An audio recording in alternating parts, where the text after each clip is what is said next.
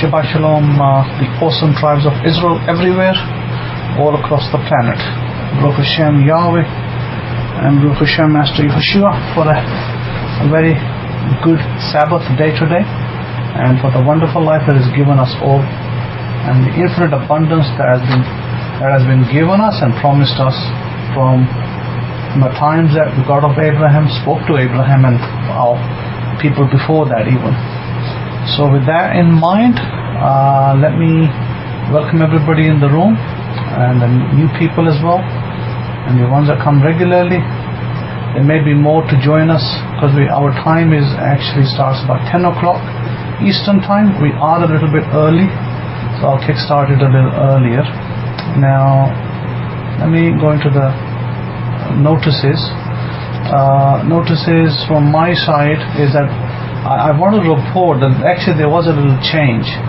That if you remember, we said that when we were sending Bibles and books and whatnot into prison ministry, for the prisons or the inmates, we never ever, even a single time, got a single prisoner who said, I've come out and I have benefited from the work that you did and blah blah blah, and here I am, so many years later. That never happened in the last 15 years or so of our prison ministry. But I'd like to report a change in that yesterday one prisoner did come out and wrote into me saying that he had benefited from the work that I had been trying to establish and do, and it benefited from the Bibles that was sent into the prison, and that he was basically now out. And he was saying that if I could send him the book of Jasher for some problems that he was having in his life presently. I told him that wasn't the solution. The book of Jasher is not the solution, and even if it did have the solution, he would never find it in there. So 15 years of effort, Rabbi Kefa, 15 years of effort between you and me and the rest of the awesome tribes of Israel, and we get one person who responded. Now think about that. I guess there's something to write home about. Now we actually got one person responding to us. Well, that's great. Now we can say that it wasn't nobody. Now we're going to change our statement. We're going to say that we actually had one person respond in 15 years. So, and hopefully more will respond. More will respond, as Rabbi Kefa, you have sent in a lot of material on my behalf into these prisons, and we've spent I can't even count the amount of thousands of dollars that I have spent, and the awesome tribes of Israel has participated in this particular endeavor. I just don't even know how to count the cost. Forget about the amount of times you probably queued up in the post office to send the materials, to pick up the books from the UPS stores and so on and so forth. Shabbat Shalom to all of you in Europe, and our European brothers, and to all the ones in the East and in the West and in the North and in the South. We did have I heard that there was a tremor or some kind of earthquake in California, and I believe that was a couple of days ago, but then again I heard there was something yesterday. But then again, you see, everybody's talking about earthquakes, fear, and so on and so forth. So that's right, Daniel, last night. But before I go into it, I want to give you a little joke, and I also want to give a notice before I give you the joke, regards the woman in the East. I'm still collecting money for her. Those of you who have participated, I'd like to thank you with my graciousness of my heart for your kindness towards her. I'm still collecting. I haven't quite reached that figure yet that I need, about roughly $1,215 to $1,300. Haven't quite got there, but we're kind of trending along. I need some more assistance so I can make the necessary adjustment, and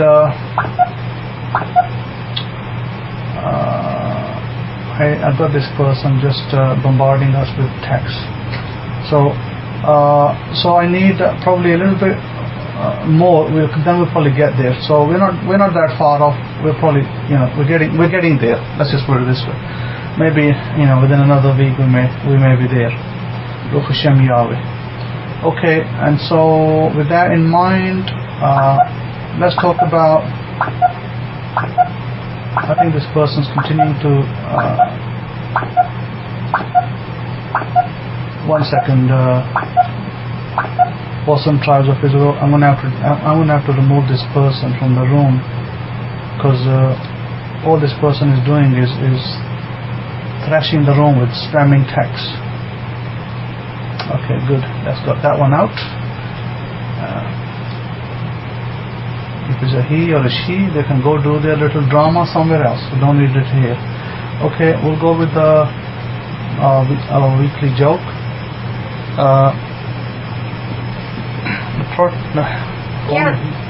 Phone is going off. A Protestant dies, and being a Protestant goes straight to hell, of course.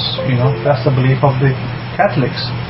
And there the devil marches him down to the river Styx, where all the other Protestants stand waist deep in mud and sewage. After assigning the new arrival to a spot in the mid-river, the devil instructs him, stand here until the end of time and reflect on the enormity of the sin you committed by rejecting the one true faith. After the devil departs, the new arrival turns to another Protestant standing nearby. He says, all things considered, this really isn't too bad. That's what you think, his new neighbor replies. Wait till the Catholics come by in their motorboats. Okay, so I think Rabbi Kefa's in the room. Okay, let's Daniel is saying that Rabbi Benaiah is in Las Vegas and he felt the earthquake as well, and he gave the thumbs up that all is well. Okay, that's great. Baruch Hashem Yahweh. We have a person on the ground who's there, representative of the tribes of Israel, so that's great. We have some protection there, no doubt about that. Now, Rabbi Kefa, have you got any notices, or shall I just soldier on, as they say? They say march on. There was a hymn years ago. There's this hymn book, that I had from the church. That you go to the church and you look at these different hymns. And there was one hymn in there. Was it March on Christian Soldier, something to that effect? Anyhow, so I think we'll move on, because Rabbi Kefa probably still adjusting his mic and things. Okay. Alright, so we'll move on. Our Parsha today is going to be Parsha Pinheas, and I wanted to talk about Pinheas, and I wanted to talk about something that this person that I sent him a couple of my YouTube videos that said this comment. He said that my wife, looked at the videos and said, doesn't this seem like a little witchcraft? And and I said to him, your wife is steeped in religion. That's the problem. So when you're steeped in religion, everything around you that you don't see in church will seem like witchcraft, because that's what the churches teach you: fear and intimidation. And so there is two extremes in the church. The one extreme is that they teach you that you're all going to be raptured.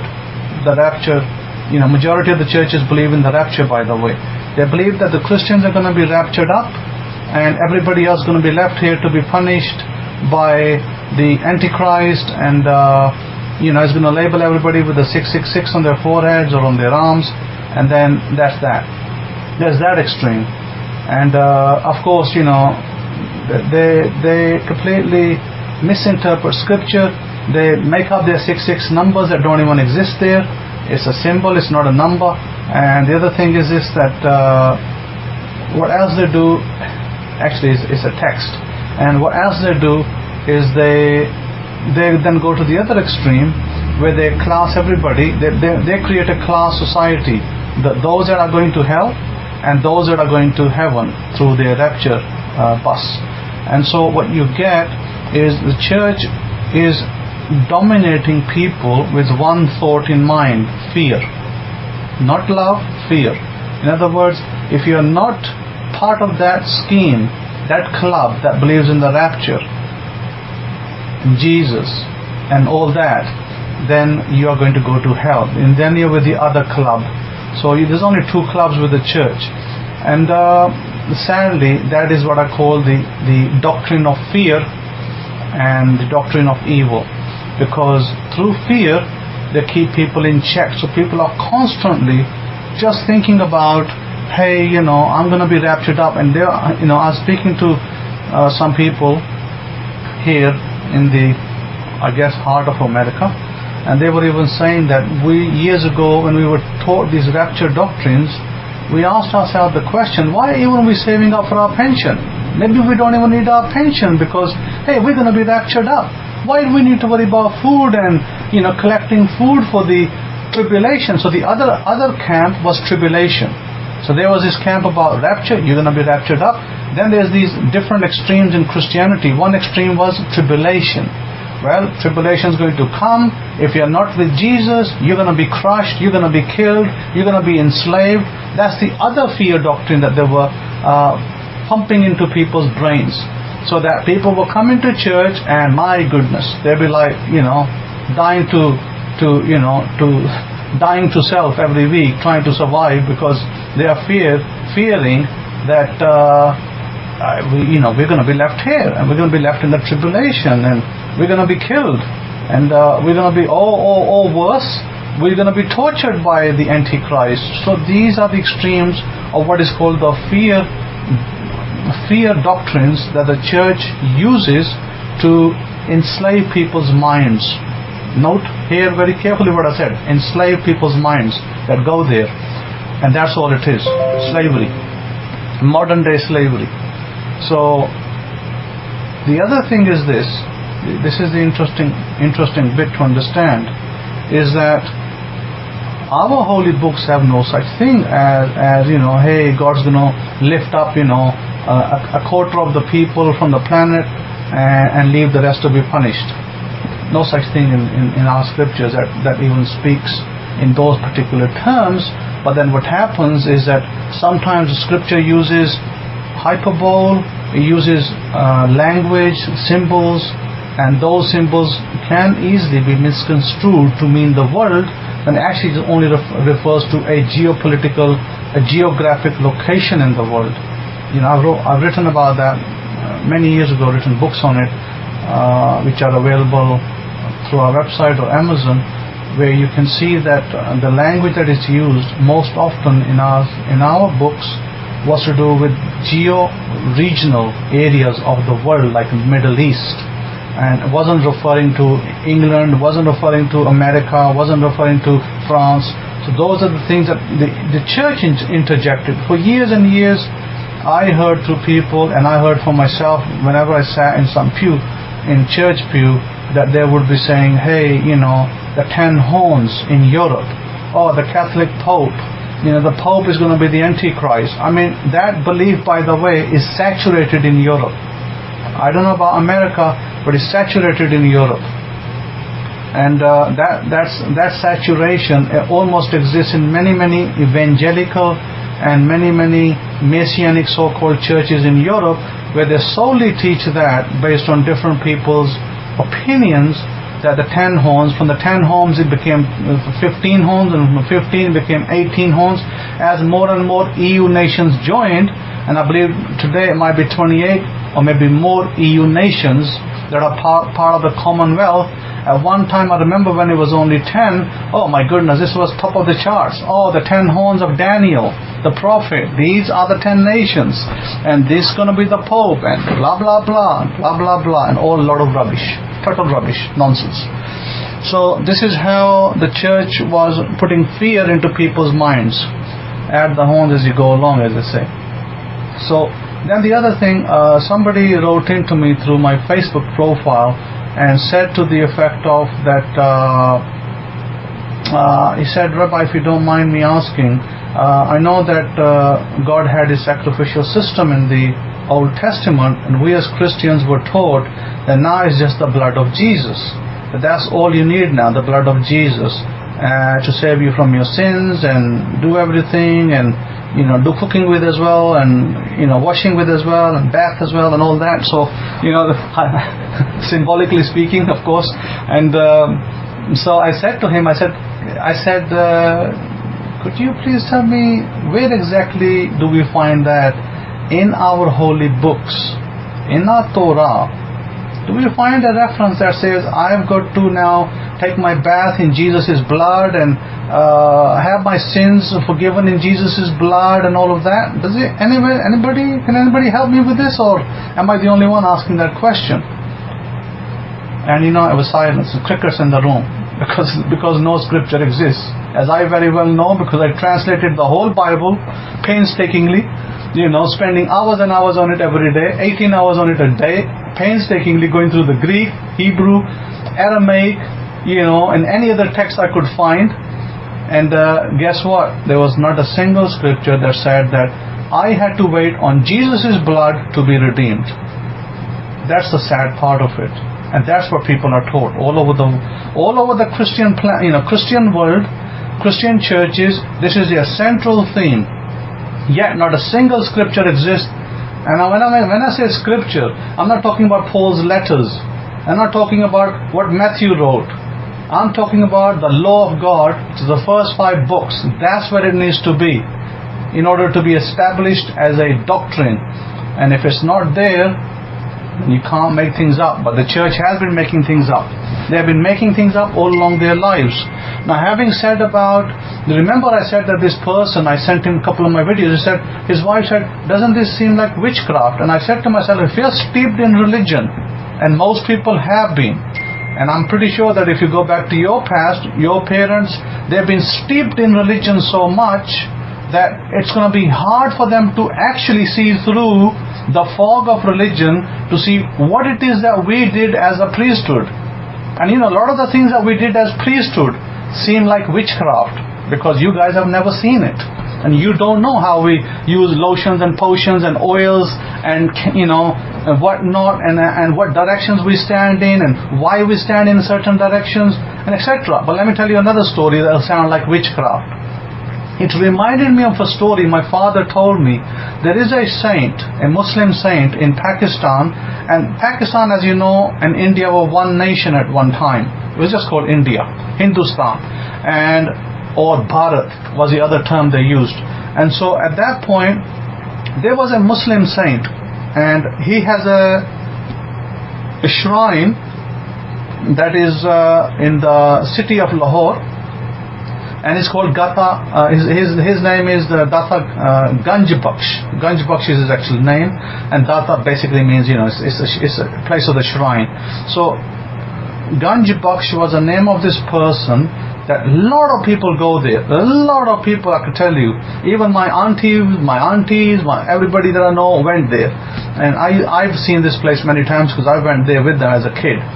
So this place, and there's a story behind it that once my father told me. I said, what is this? What is the big deal about this person, Ganj Baksh? And my dad told me, he said, what it is that there is written a story in the one of the books that India, Pakistan were one country, and there was a magician in India, and he came to have some kind of a match with this other person who was a Muslim saint. And he said, I guess the other one was a Hindu saint of some kind. And then what happened, these two people come together, and they have the magician casts his spells, and then Ganj Baksh, the Muslim saint, counteracts those spells. And then he said that this Hindu saint, he kind of starts to fly, and then Ganj Baksh, he also starts to fly with his spell, and then he starts to beat this saint with his shoes. He was wearing wooden shoes, and he starts to beat this Hindu saint with his wooden shoes. Then he falls down on the ground, and he submits to him, and he says, yes, your magic is greater than my magic, etc. And so ever since then, people realize that this man had powers when he was alive, and people go to his shrine to ask for things, etc. And that's kind of where this tradition came, and so on and so forth. But that reminded me of a story, because I didn't take this as witchcraft, by the way. This was no witchcraft to me. Maybe to most of you might be witchcraft and magic. To me, this was actually not magic. This was actually reality. I was like, okay, because I know a story too from the Bible, that the Bible doesn't say it like that, but it actually hints on it. And the other books actually say it slightly, they kind of give a little bit more storyline on it. Because, we have several other books that are not counted as canonical, according to the Christian theology, but we have many books that we use. And so what the story I'm talking about is exactly related to the Parshas today, Parshas Pinheas. Pinheas became a priest of Israel forever. God bestowed on him for this priesthood he commended him because there was some lewd act going on when Israel came out of Egypt. There was, a few people in Israel, and there was one particular person, and there was a Moabite woman who were committing a lewd act together. And so this man went and he did what he felt was the right thing to do. I mean, today you might call it murder. Today you might say, oh, he killed them, he's murderer and all this, and bring him to a judge. But anyhow, it didn't happen in the past like that. So what we read in the Torah, in the book of Numbers, chapters 25, and we read as follows. Let me actually read you a little excerpt so I can bring some story and history to this, which might be of interest to some of you. And it says, and Yahweh spoke to Moshe saying, Pinheas, the son of Eleazar, the son of Aaron the Kohen. Now remember, Pinheas was already the son of a priest, so it wasn't like he wasn't magically conjured up into a priesthood. He was a priest's son. He was a Kohen already. He was a Kohen son, therefore he was in line to be a Kohen. He says, he has turned my wrath away from the children of Israel while he manifested. Listen to this. Manifested. Word manifest. Put your fingers on it. He manifested much zeal for my sake among them, that I consumed not the children of Israel in my jealousy. Wherefore say, behold, I give to him my covenant of shalom. So the priesthood has a covenant of shalom, by the way, forever. And he shall have it, and his descendants. And I stand here as one of the descendants of that priesthood. After him, even the covenant of an everlasting priesthood, because he manifested zeal for his Elohim, for his God, and made an atonement for the children of Israel. Now talk about atonement from Jesus. Baha, surprise, surprise. The atonement comes from the priesthood. Isn't that a surprise now? How many churches are speaking about this atonement? He made an atonement for the children of Israel, the whole 12 tribes, and the 9 yards, everybody else, and la-di-da-di. Now the name of Israeli that was slain, even that was slain with the Midiani woman, was Zimri, the son of Salu, a prince of a chief Brit among the Shimoni. He was a house of Shimon, this man called Zimri, that he actually killed, by the way. And the name of the Midiani woman that was slain was Cosby. So he killed them both. The daughter of Zur. He was head over a people and of a chief Brit in Midian. And Yahweh spoke to Moshe saying, bring trouble to the Midianites and smite them, for they troubled you with their wiles, where they have beguiled you in their matter of Peor, and in the matter of Cosby, the daughter of a prince of Midian, their sister which was slain the day of the plague for Peor's sake. Okay, so you say, what the heck is going on over here? Who is this Cosby? Who is this Zur? And who is this, what is going on? Now Zimri. Zimri was a very important man in Israel. And Cosby was a very important princess in the Moabite camp. And whilst this Zimri was an important prince, nobleman, what you might call a rich man, today's standards, and a well-known man in his tribe of Shimon. So he was committing a lewd act. He was basically having some kind of a sexual intercourse with this woman, and it was known by many people, but nobody dared to go close to him and say, hey, what you're doing over here is wrong. Shouldn't be doing this, because God has not permitted you to have this relationship with these people. So this one man who showed zeal was Pinheas, who said, I'm going to put a stop to this, because this is not permitted. And this one act that is committing is actually going to demoralize, and it may end up destroying Israel, because they'll all be doing this if I don't do something about it. So he goes and what the Bible describes here, the law of Torah, the law of God describes that he thrusts a spear through both of them. Now, there's a lot of detail around that. I'm not going to go into the detail of the gore, the gore thrust of the spear. But I will take you to another story of Pinheas. But before I take you to the other story of Pinheas, I want to talk about Baal Peor. What the heck is this Baal Peor? Baal Peor, by the way, Baal means husband in Hebrew. Baal Peor is the name of a place which is where Israelites were camped at one point. That was a place of high idolatry. How did the Israelites commit idolatry there? Let me tell you today why God had to punish these people at a particular point. This Baal Peor place, people would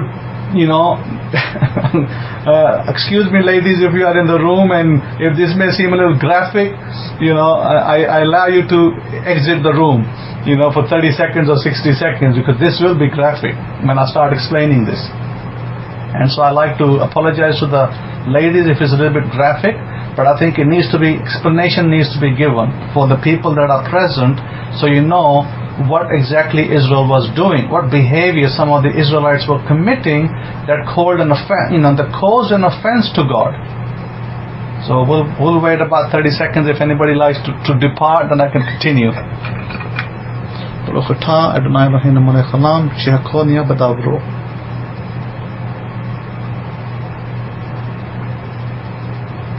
May your name be praised forever and ever. Shem Yahweh. So what happened was that here Israelites were putting their pants down and they were becoming butt naked. And when they were becoming butt naked, they were facing away from this statue. There was some figurines, some statues over there, and they were defecating there, butt naked, in front of everybody. That was a form of worship to the false gods. By the way, that's why Baal Peor is mentioned in the Bible time and time again. And God speaks about the disgusting practices that these people did over there. This, by the way, was a disgusting practice. Defecating was a way of showing that they loved this Baal Peor god, that the other people worshipped. And so God punished these people for that. So it might seem madness today, but that's what they did. So having said that, now where does this Pinheas character come in? Pinheas character comes in at the time, if you read the book of Numbers, I believe it's chapters 22 onwards, you find that this character, another magician. The Bible speaks about another magician, and he's by the name, anybody knows this other magician? Very, very famous magician. We spoke about him last week. And the Bible mentions his name. Remember, if you were present, Balaam, that's right, Balaam or Balaam. So Balaam was the other magician. Now, of course, in the Bible he's treated as a prophet, and he is, he was a magician as well. When you say magician, he knew a lot of tricks of the trade, and he was, very good with different things, and he could speak to God as well. So God was able to speak to him, and directly, by the way, being a Gentile prophet, it wasn't like he wouldn't speak to him just in the night, but he would be able to speak to him directly. So, having said that, this Balaam character, he was a dangerous character. He caused a lot of problems for Israelites.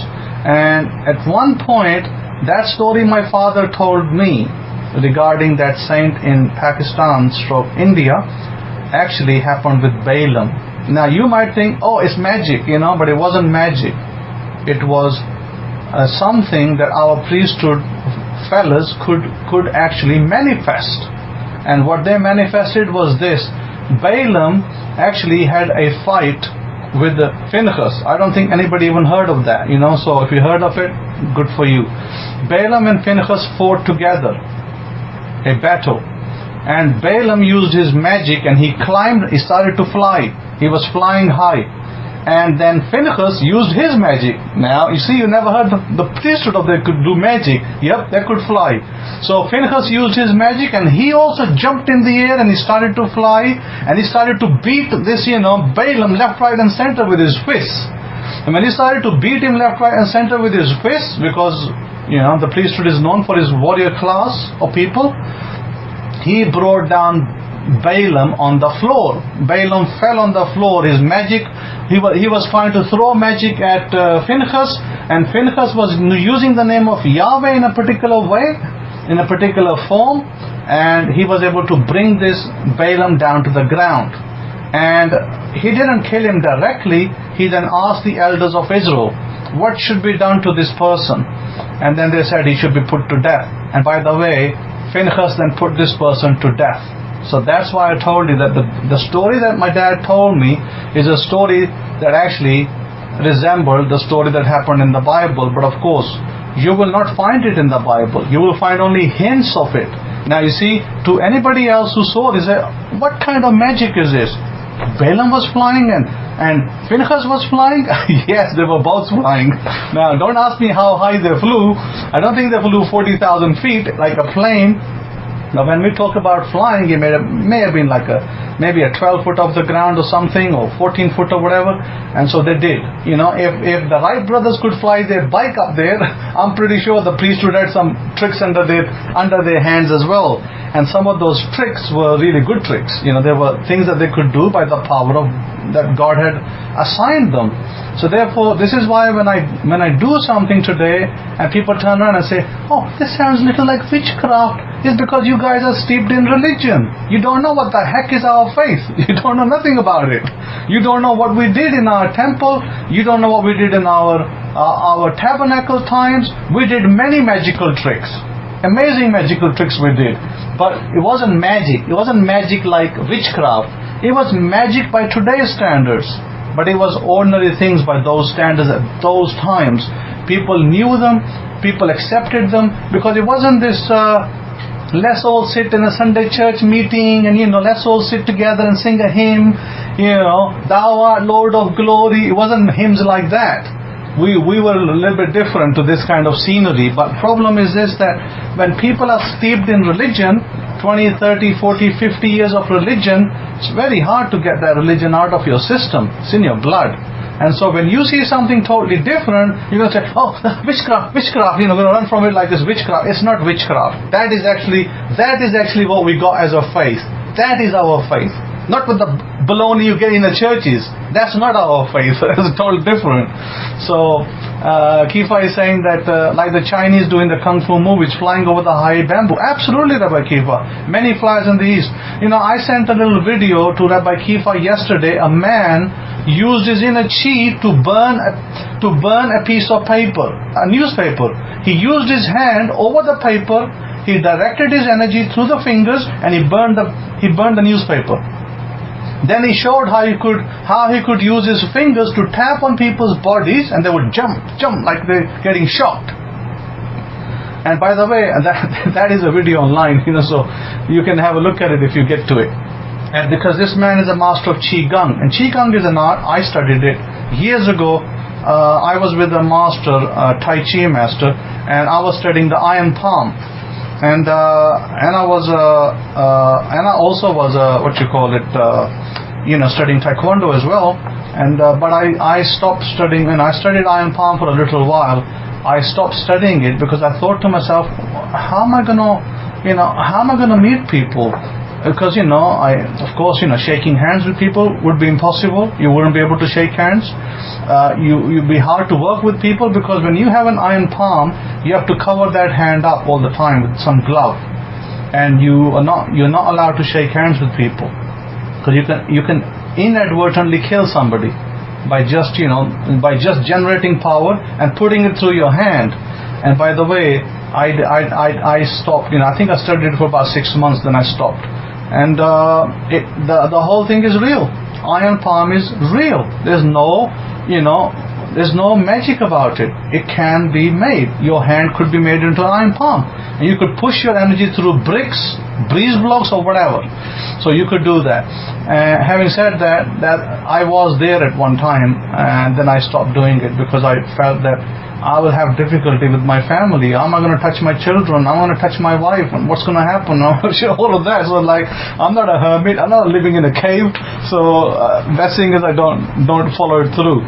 And then it involved putting some of this stuff that I got from China, so some kind of medicine. Put it on my hand. I put my hand into boiling water, and nothing would happen to my hand. I'd take it out. I'd use iron filings. I would hit iron filings with the fist, and I'll be able to take the blow. You see, that's how you build the iron palm. And as I said, as I was doing it, I thought, well, I'm not going to have those fairy liquid soft hands, and I'm going to Over here they have Dawn, but in England they have Fairy Liquid, and those of you who live in England know Fairy Liquid, right? When you do your washing and they show you the advertise, hey, get beautiful soft hands with Fairy Liquid. So it's kind of funny. So I was like, hey, I'm going to lose my Fairy Liquid hands with this iron palm stuff. So anyway, I had real strong fists in spite of that. And I sometimes used to demonstrate. I used to go to fun fairs and charitable events, and I used to demonstrate the energy on my stomach, on my hands, on my feet, and I used to channel it to break breeze blocks and bricks. I used to do that, and but then I stopped doing it because I thought, I don't want to show off for people because they might think you're showing off. So I stopped doing it, and I took it private. And I took it private, and I started to use it for healing. And if somebody had a headache, I could use my energy in my hand to heal somebody's headache or pain in the back.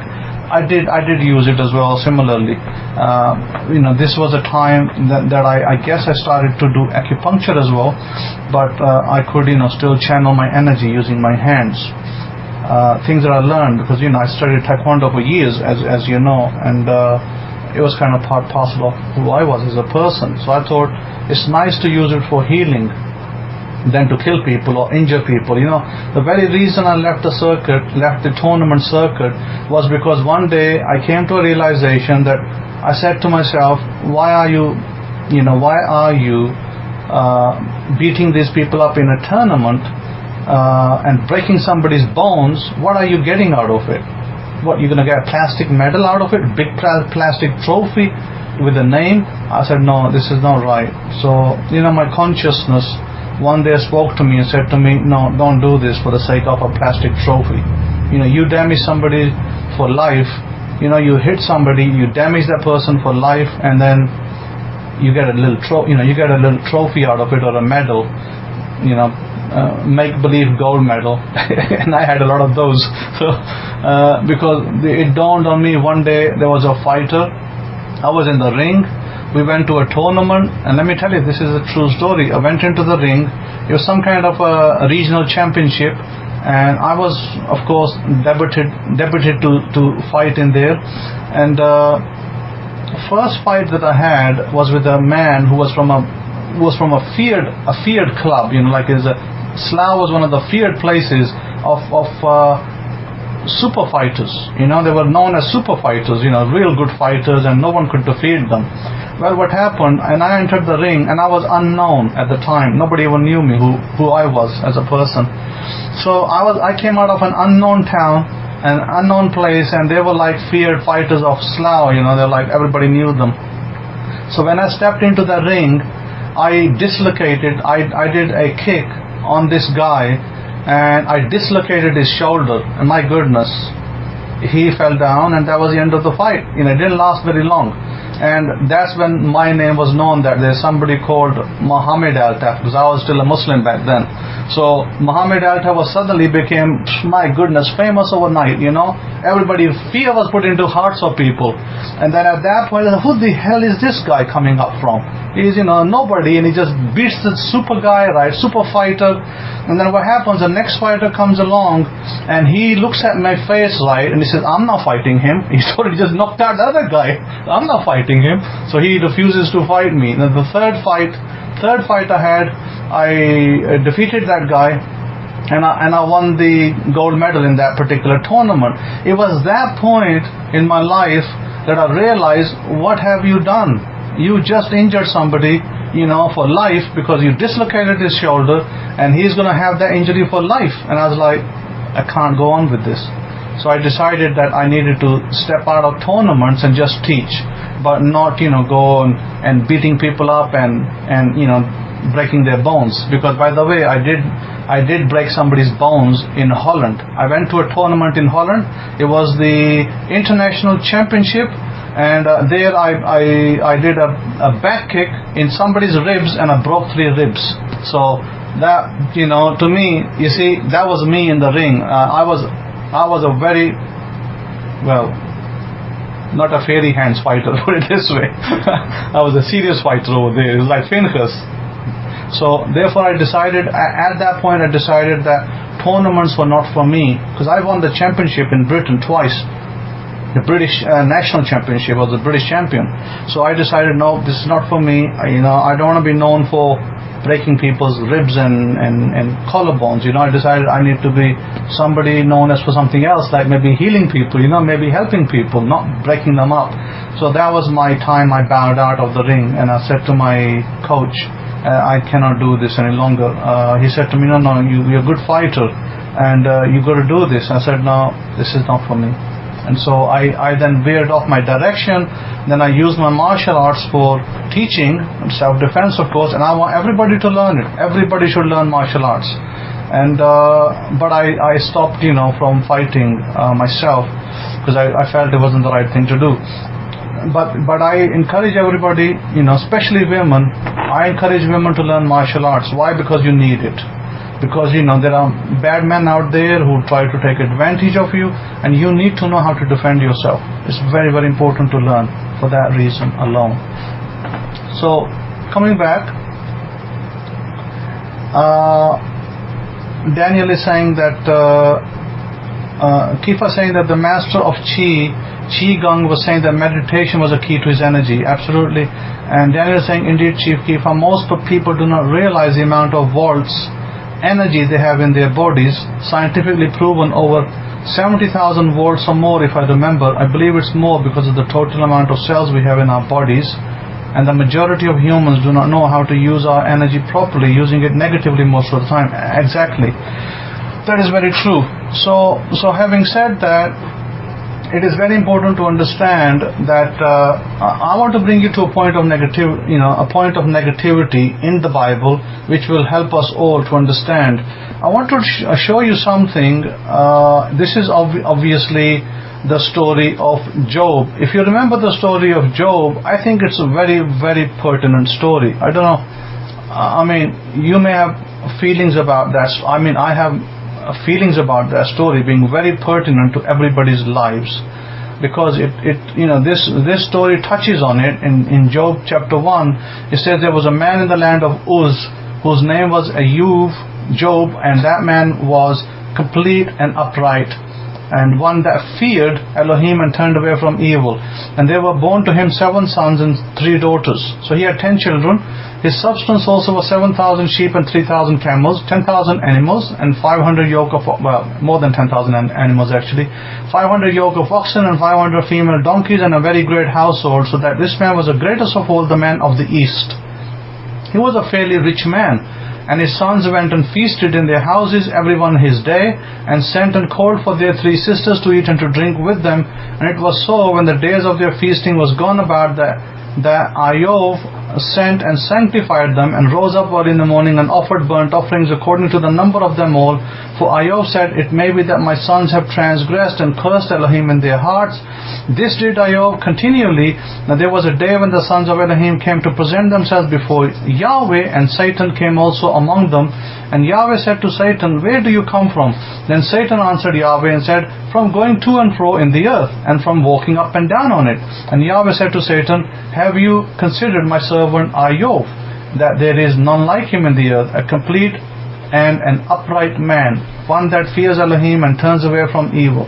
Then Satan answered Yahweh and said, does Iyov fear Elohim for nothing? Have we not made a hedge around him, and around his house, and around all that he has on every side? Ye have blessed the work of his hands, and his substance is increased in the land. But put forth your hand now, and touch all that he has, and he will curse you to your face. And Yahweh said to Satan, behold, all that he has is in your power, only upon himself put not your hand. So Satan went forth from the presence of Yahweh. Now, this story is very interesting. And because the story is very interesting, Job has a history, by the way. And Job had a problem with fear. He lived in fear most of the time. Now, a lot of people, remember earlier I spoke about the churches keeping the Christian community, good people, good humble people, into fear. The fear, what is the fear? There's 2 camps of fear. There's a camp of fear that says, unless you believe that Jesus is your Savior, you're going to die in your sins and you're going to go to hell. That's one camp. The other camp is that unless you're raptured, you're going to be here with the Antichrist and he's going to beat you to, red and blue, and then he's going to enslave you. That's the other camp. What's the third camp? Well, the third camp, as you know, there's a variety. So there's these three variety camps, and all these camps keep people in utmost fear. Their theology is not love, their theology is fear. So Job, as we look, Job was in a theology of fear, because Job felt that his children, it talks about their day being a day of celebration. Perhaps it was a birthday, perhaps it was a wedding day, like what we call today an anniversary. So these people were celebrating their day. Nothing wrong with that. And Job felt that maybe they cursed God. Well, why did he think they cursed God? Well, because Job himself at one time cursed God, believe it or not. So I won't go into that history. So having said that, Job himself was at one point at the disposal of the Pharaoh, which was a very powerful being of the king of Egypt. It was like today our president, same kind of powers. And so he was a advisor to the Pharaoh. So Job at one time did sit on the seat of an advisor, and because he sat on the seat of an advisor, he gave some really bad advice to the Pharaoh. And having said that, we have to understand that Pharaoh obviously used that advice to good or to bad, because Job had something to say, and Pharaoh was busy giving his advice to whoever asked for it, especially the Pharaoh, because he's paid high dollar advisor. But I'm not going to go into all of that advice, but what I'm going to go into is the fear factor. Because he was living in fear, yet he had a lot of, what we are shown. Very important to understand what we are shown. What we are shown is this, that biblically speaking,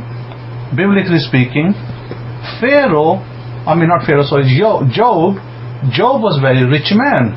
Now, nobody could have thought he'll just lose all his wealth in a second, or in a few days, or as the case may be. He did lose all his wealth. He lost his family. He lost his 10 children, his wife, his wealth. Now, what does that show us? You see, here is the thing. You need to understand, this story is written after the event, not before the event. So let me rephrase this story a little bit for you. Let me help you out a little bit how this story works. It's not the way you read it. In other words, the story is literal, but most people read it wrong. They think, okay, Satan came to God and said, okay, let me do this, and God said, go ahead, do it. Actually, the story is written in such a way to make it readable, in other words, to make sense for us as a people after we read it. But now I want you to step back. I want you to read this story a little bit backwards. In other words, Job is in fear mode. Constantly in fear mode. What's going to happen? What's going to happen? Am I going to lose everything? Are my sons going to do something? My daughter's going to say something? Are we going to lose everything that we have? That was Job's fear. So Satan goes to God, and Satan says to God that, he says to God, because remember, Satan is counted as a son of God. Now bear that in mind, son of God. Jesus is also given the title of Son of God. See, Christians like to make this point really small by saying that Jesus is some kind of a higher son and Satan was some kind of a lower son. So I don't want to go there so much, because that's a theological conundrum for the Christians, not for me. So therefore we notice here that Satan, who is I didn't say was, is a son of God still. On the flip side, he is a son of God, and what he does, he comes before God and he says, such and such person, such and such person is living in fear. Now let me put the little context around the story. He says, such and such person lives in fear. Therefore, my job is exactly that, is to build fear in people and to use that to destroy their lives. because that is the role he's been given. It may sound like a bad role. It's like somebody, who's at the execution stake in Texas. He's got to switch these powers on and kill somebody on an electric chair. It might sound like a real bad job. Hey, are you the executioner? Are you the person who switches these switches on to kill somebody? Yes, sir, I do. But what can I do? It's the job. I've got to do it. I've got to feed my family. So this is Satan's role, by the way. Fear. He's got to use fear against people. And so therefore we look at that. Rabbi Kefa saying that Christians will say that loss is good. Look at Job. Loss makes you holy and blessed of God. You must suffer. That's a mumbo jumbo they give you. So having said that, therefore, remind me, I'm going to give you that story of that other guy who asked me this question about the sacrifice. I didn't quite finish it, because otherwise I'll kind of mix the two stories up. So having said that, Job was already in fear mode. Before even Job went into fear, Job went into fear mode. Satan, let's go back. Let's prefigure the story. Satan goes to God and says, that person on that earth is already in fear mode. That means he's now in my domain, because my domain is fear, not love. Love is the domain of the Messiah, Yeshua, etc. So God says, sure, of course that is your domain, because that's what I created you for, to use fear in people's lives and do the rest, put doubt in their minds and then let them demolish themselves. And so Satan says, okay, then let me at it.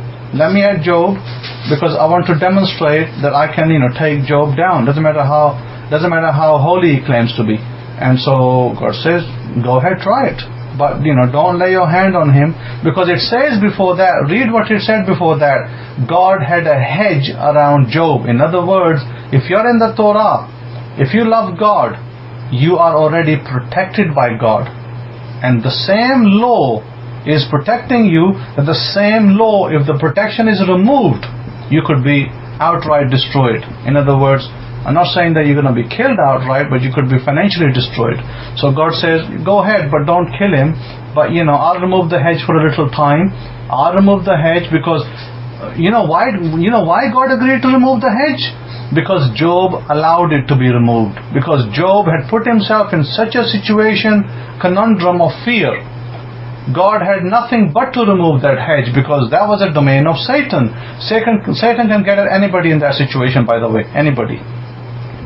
Because whenever your mode is fear, by the way, and that's the mode that church likes to keep everybody today, and I want to make that perfectly clear, that all the churches in this North American continent where I am, that's all I've heard, fear. And so I see it all. I don't look at TV so much these days, but when I was in England, I saw a lot of Christian channels on TV, God Channel, TBN, and other channels, always talking about fear, rapture, do this and do that, and so on and so forth. And the whole thing was based on fear. So having said that, when you are living your life based on fear, you have automatically removed the hedge that God has placed around you. So one thing you must never do is allow fear to take over your life. Be very careful, because here God shows that he removed the hedge. Actually, God did not technically remove the hedge. Job removed the hedge because he was living in fear. So God had to somehow allow that hedge to be moved, because this is why God had to make the point, don't kill the guy, because he's an idiot. He doesn't know what he's doing. He doesn't know that his fear is creating this hedge to be removed. That's technically what God was saying to him, that he doesn't know that this hedge is being removed because of his own fear. But don't kill him, because I still have a blessing for him. And so therefore what happens, because if you're part of Israel, you're part of a blessing. If you're not, then you're out there somewhere else. So at that point, the hedge is automatically gone, and Satan then can do what he wants. And so every person out there, don't blame God and don't blame Satan. Blame yourself. Blame your household. If you have something that strikes you, don't blame God and say God did it, and don't blame Satan and start giving him credit notes, and he starts feeling all elated about it. No, it is you, because you, by producing fear into your family, into your life, you have released that hedge. If you even had a hedge, I don't even know you had a hedge, because in order to have that hedge, you must be part of God's family. And I'm not saying you have to belong to some stupid church out there. I'm saying that you have to be part of God's family, covenant family of Israel, spiritual family of Israel that we are part of. And if you're not part of that, then there is no hedge around you anyway. So you're just running around in your knickers out there, kind of thing, shorts as they call it in England. So my point is that there was no hedge. Job was completely exposed. His luxuries, his 15,000 goats, not going to help him. He was a hedgeless chicken. Yeah, absolutely. There's a headless and there's a hedgeless chicken. He became a hedgeless chicken. So it's kind of funny. So you got to be very careful, because I'm telling you that one thing you all must do. You all must do this, is to remove fear from your lives. Do not put fear as a central factor. Live in the light of love, and live in the light of God's covenant. God has a covenant for all of us. Because you see, this is what I said to this man that came to me on Facebook. He said, Rabbi, if you don't mind, please don't get annoyed by my question. Or he actually asked me that afterwards. First he asked me the question. He said, these sacrifices, are they still valid? And what about the fact that we're told that we have to take our blood in Jesus and wash everything in Jesus' blood, blah, blah, blah. And then he said to me, I hope you didn't take offense. I said, no, I didn't take offense. But by the way, could you show me in the Torah or, anywhere where it says that, I've got to wait to be washed in Jesus' blood and I cannot be, redeemed otherwise? Is there anything in there? I said, the answer is no. There's no such thing. And I said, do you read anywhere in my law, in my laws, our holy books, where it says that our law is going to be finished after Mr. President Trump comes to power, is going to be finished, or some other president in power is going to be finished? No, it's not. That's not true either. So I said, where does it say that the sacrifices are no longer valid? Answer is nowhere. So who's lying? Obviously the church has been lying for 2,000 years. So I said, everything is valid. Everything is valid in our law, even today in 2019, July. So I said, as for the sacrifices, today we don't have a standing temple. So we don't do sacrifices, but we do something.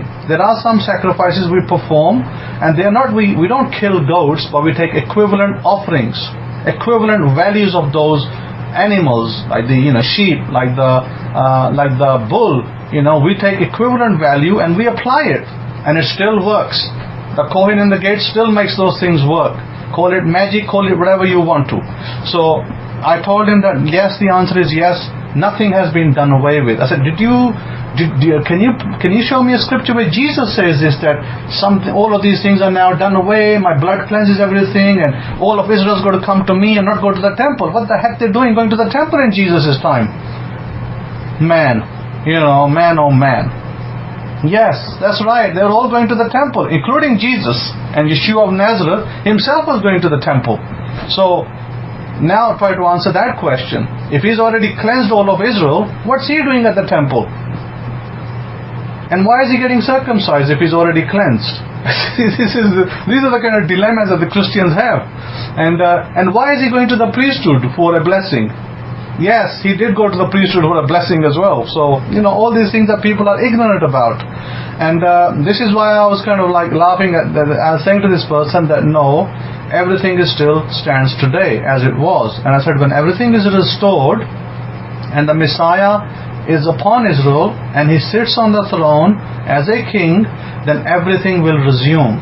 The whole sacrificial system will resume. But right now, we're in the diaspora. We're not conducting a temple, and we don't have a priesthood gathered in Israel. So therefore, to everybody, they think that's it, the end of story. But it's not the end of the story. We're in the middle somewhere. We are basically right now blessing nations. We're in the midst of nations. We are blessing them. So since we're outside the nations, we are blessing the nations. We are giving glory to the God we serve, the God of Israel, absolutely, all the time. And I can ask you that show me one pastor. I've spoken to many pastors and yet to hear a proper story from them. There is not a single bishop in the world or the best pastor out there that could ever defeat me in a debate. Not even born yet. Because when I stand, right, like I knocked that guy out from Slough, I will knock any pastor out as well. It won't be a kick. it will be a scripture. So having said that we have the law, and the law is very powerful. The law is never done away with. Now we can use that law for our favor, for our disadvantage. The problem is this, that Christian churches have been lying to people for so long that people believe that the lie is the truth, and that they put the truth to one side. Salvation, as far as is concerned, wasn't through some character called Jesus, and he did it and blah blah blah and all this nonsense. No, salvation, because Jesus could only be one person, if you take it. He is Yahweh himself, who descended on the earth in the times past to Abraham. If he is not Yahweh, then he would be classified as a false god. If he is not. So that's the dilemma of Christianity. You see, because they accept him as God, but then they then they contradict themselves by ascribing things to him that cannot be ascribed to God. That's the only problem. So therefore it's very important to understand that when we saw Sodom and Gomorrah being destroyed, Scripture says there was Yahweh on the earth. He was firing brimstones from Yahweh in the heaven. Who are these two characters called Yahweh? One on the earth, one in the heaven. So therefore, when we surmise, when we look at it from our point of view, our holy books, Christians might say it's God the Son and God the Father. Fair enough, they believe that. That's okay. But we will say that these are the two light. These are the two lights of God. One higher light, one lower light. You could classify it as Son of God if you like. It's not a problem for me. So having said that, that's basically what it is. So having said that God does not permit Satan to harm people. Satan does have no power, by the way, to harm people. Satan can only introduce fear and doubt. That's all Satan is allowed to do. Don't think for a second, Satan's going to come to my house and create problem in my family. He doesn't. He doesn't have that authority or power. You will do that for yourself. Either you will demolish your family with your own doubts and fears, or you will build your family. And there are ways to build your family, and there are ways to demolish your family. And some people are very good at demolishing their families, and some people are very good at building their families. So this is all in the making. I'm not going to argue with ignorant people in this room, so I'm going to just continue with my discussion. There's only one God, and that one God has been revealed to Abraham. Okay, so let's understand that completely. So I don't want to go into this separation of son and father and nonsense that Christians preach.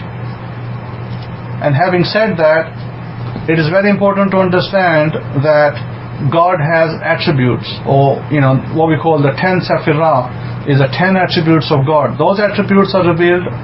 One of those attributes, the middle pillar, is even known by Judaism to be revealed in the Messiah. The Messiah being the middle pillar, or the go-between to the Father in the heaven. That is valid.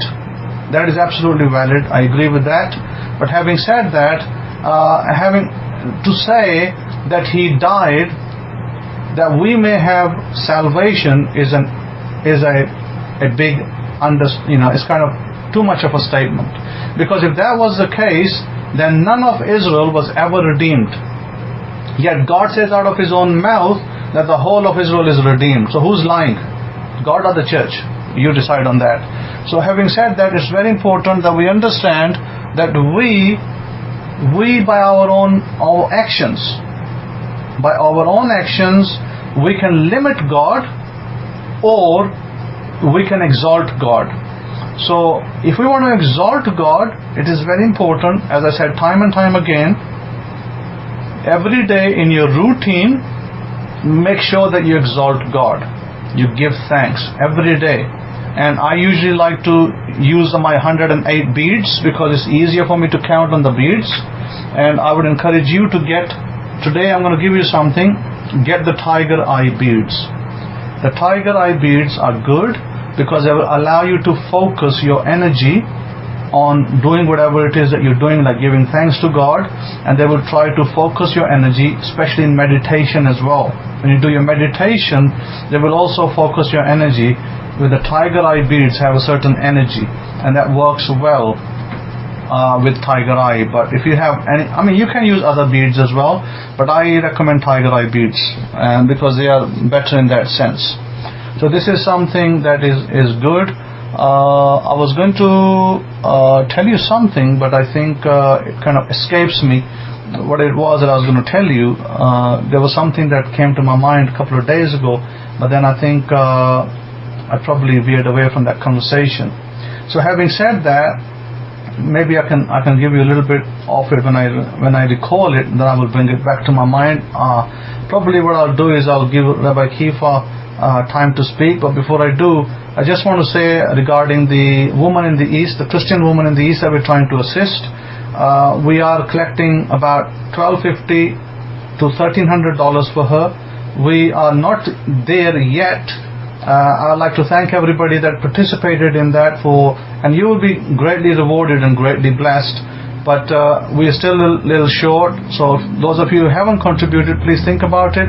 You can contribute through PayPal, through our website at forever-israel.com, or you can send a check to Rabbi Lamont Clofus. Address is on our website for his location in San Antonio, Texas, right at the bottom of the front page. If you like to do it that way, that's fine as well. So that's basically where we are right now. And I wanted to speak about a few things regarding why people are failing, because there are people who have been instructed, have been given clear instructions, yet they cannot get a plane off the ground. And why do they not get the plane off the ground? Because I'll put it very succinctly and simply, that they are allowing too many other things to hinder them, and hence why they are not getting themselves off the ground. It's not that what they are taught is wrong, because it is occurring all the time. I want to say, if Yael, women of the tent, she's in the room, if she would give me permission, I want to share something about her testimony or something that happened for her this week. I like to say that thank you for that, Yael. She basically, we spoke yesterday on the phone, and she told me that I had given her some instructions about less than a week ago, actually.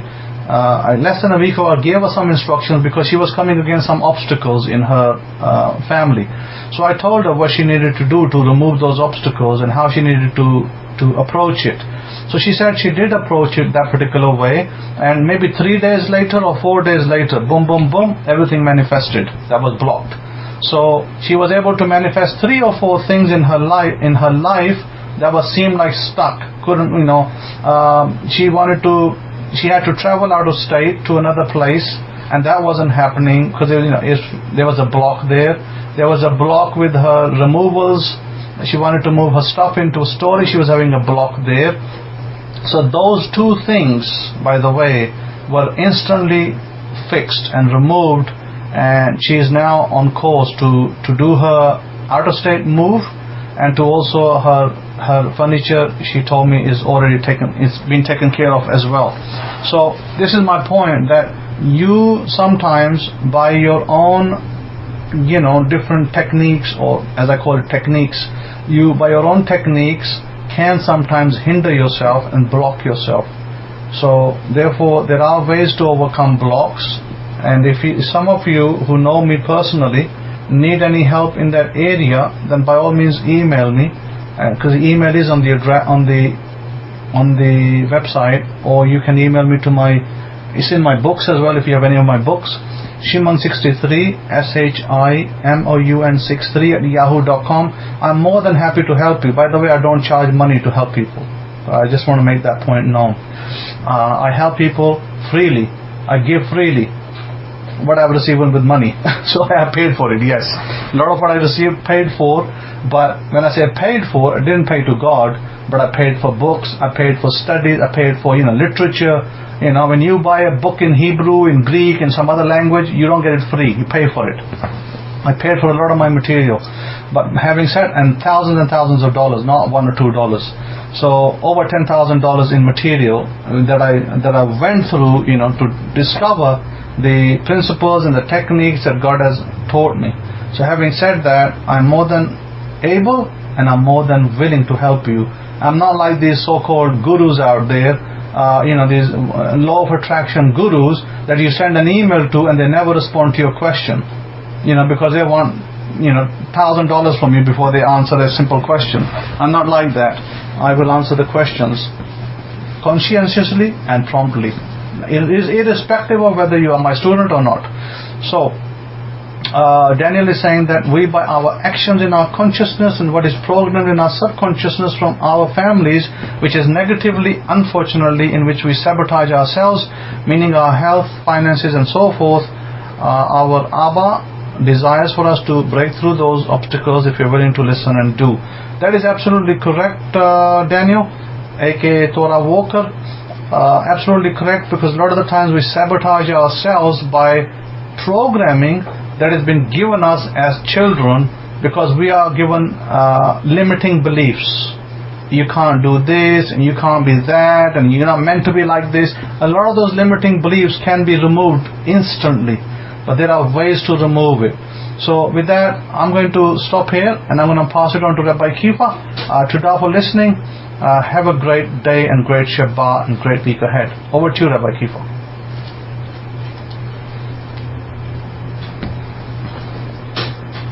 Chadasha, Dr. Bear, can I get a one, please?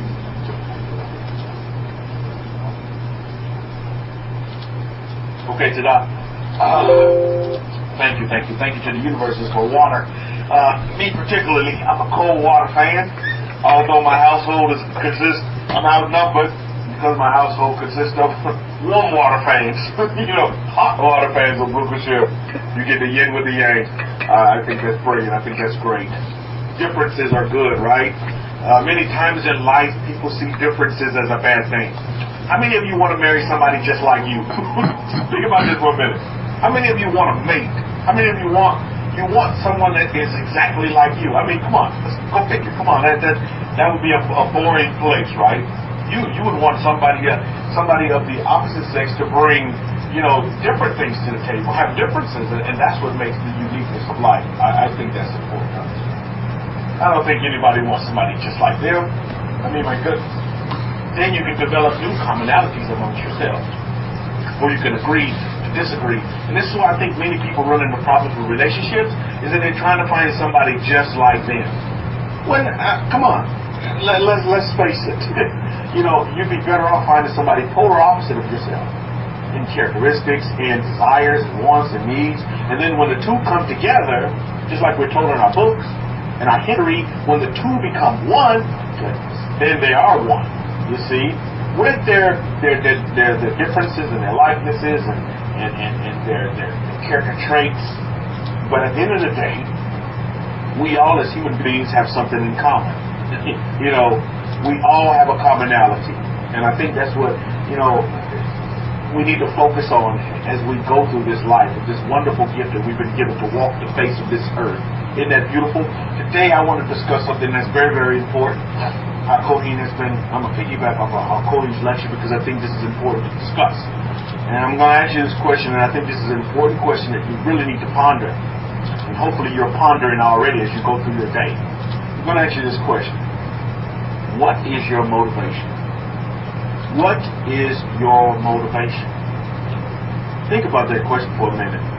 What is your motivation? Some folks have probably never considered this question. Some folks never have considered, because they're in what we call conditioning mode or robot mode. They just do because everybody else is doing. They just act because everybody else is acting. Many of you made comments today about actions. Some people just act because everybody else is doing it. When you look at Pinheas' situation, Pinheas was the only one to not act but react. You see, because everybody was just, okay, well, my action will be no action, because if I say anything to this great leader of the tribe of Shimon, then bad things will happen to me. He might beat me down and give me the smack down if I tell him that he's doing wrong. But at the end of the day, I want you to understand this. The law is the law is the law. The perfect law is the perfect law. I don't care who takes it and dresses it up, puts a mini skirt on it, or puts it in Levi blue jeans. At the end of the day, the perfect law is the perfect law is the perfect law is the perfect law. It does not discriminate against any human being. Daniel, a.k.a. Paul Walker, says, if I'm supposed to lead, then why should I want someone to be just like me? A woman wants me to follow her is just as backwards to me and definitely won't work. Well, that's true. It's a good point. You must consider this as well. Leadership has many different levels to it. A woman leads, but in her own way. A man leads, but in his own way. And see, when those two come together, this is what makes it so beautiful. You see, that makes that beautiful song. You understand what I'm saying? You see, my wife is a true leader. She is a true leader. I see it. Her actions, like you all talked about, shows me that she's a leader. I am in this household. I'm a leader in my own way, in my own right, and in my own role. The problem is when we come outside of our roles that was established from the beginning of time. The perfect law establishment of what we're supposed to be doing, how we're supposed to be doing it. When you go back to the default settings that's been given to us from the very beginning of time, it's very easy, you see. It's very, very easy. But human nature wants to make things very difficult and wants to put up these roadblocks called emotions. That's gonna stumbling blocks in your way and prevent you from that straight and narrow path.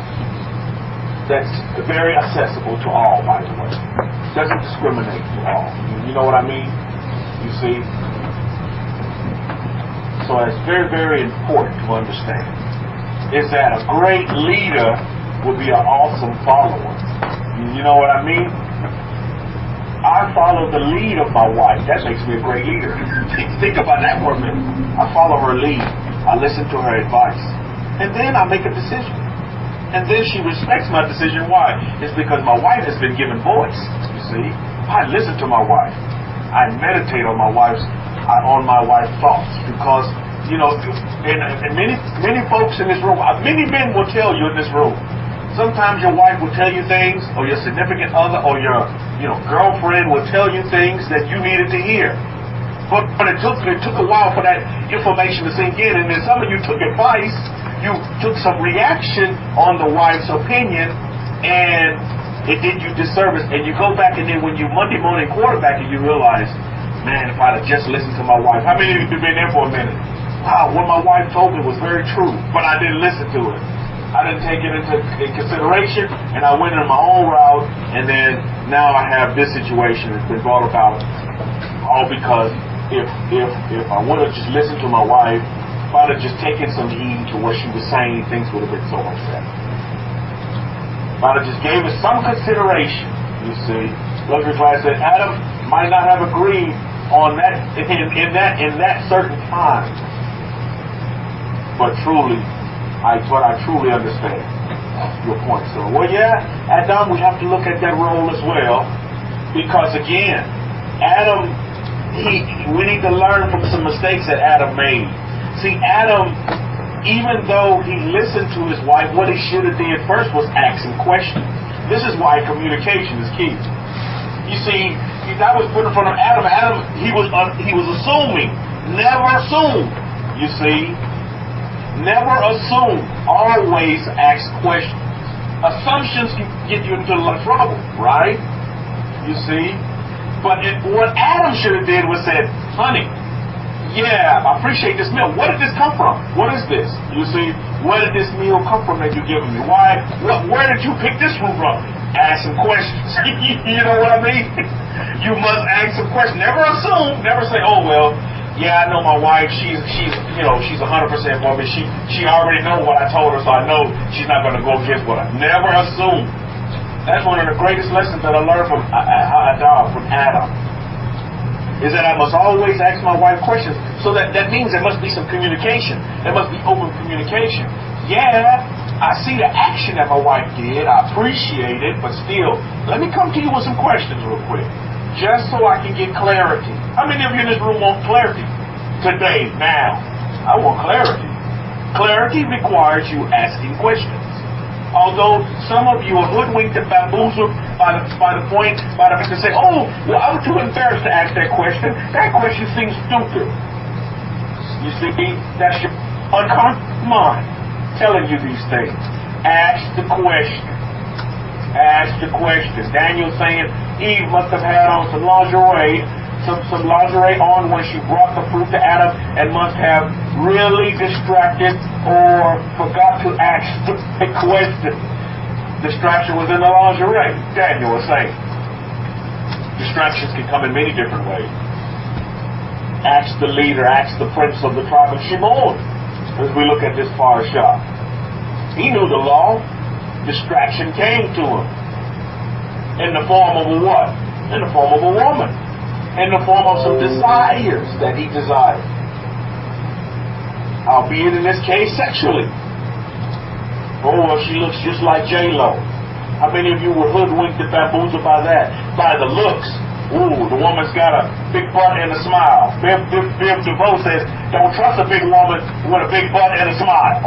But many people do. Why is that song so popular? Because many people can resonate with that song. Many people have been hoodwinked and bamboozled by the big butt and a smile. Never looking at the inner woman, never looking at the characteristics. And the same way, you can flip it the same way for the women. You know, oh, he was just such a handsome man. He's such a handsome man, so I figured he was good inside as well. He was as well as he was good outside. You find out that it didn't work out, and things didn't turn out the way they were supposed to. When the honeymoon phase is over, and you realize what you really got,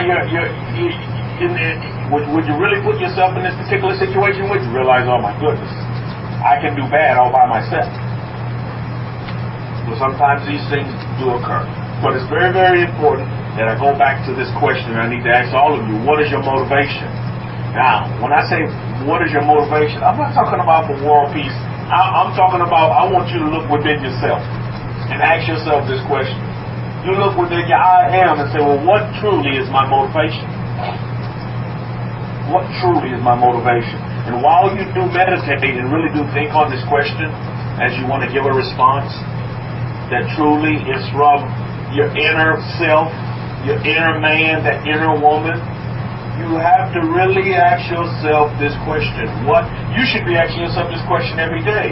You should go to bed at night with this very same idea or this premise, this purpose. You see, because I don't know about you, but I want to live a purpose-driven, full life. I want to do that. I see many people dying left, right, front, and center. That's all a part and parcel of it. You're born, you die, so they say. Then you move on. But while I'm here on this earth, I want a life that's purpose-driven. That's purpose-driven.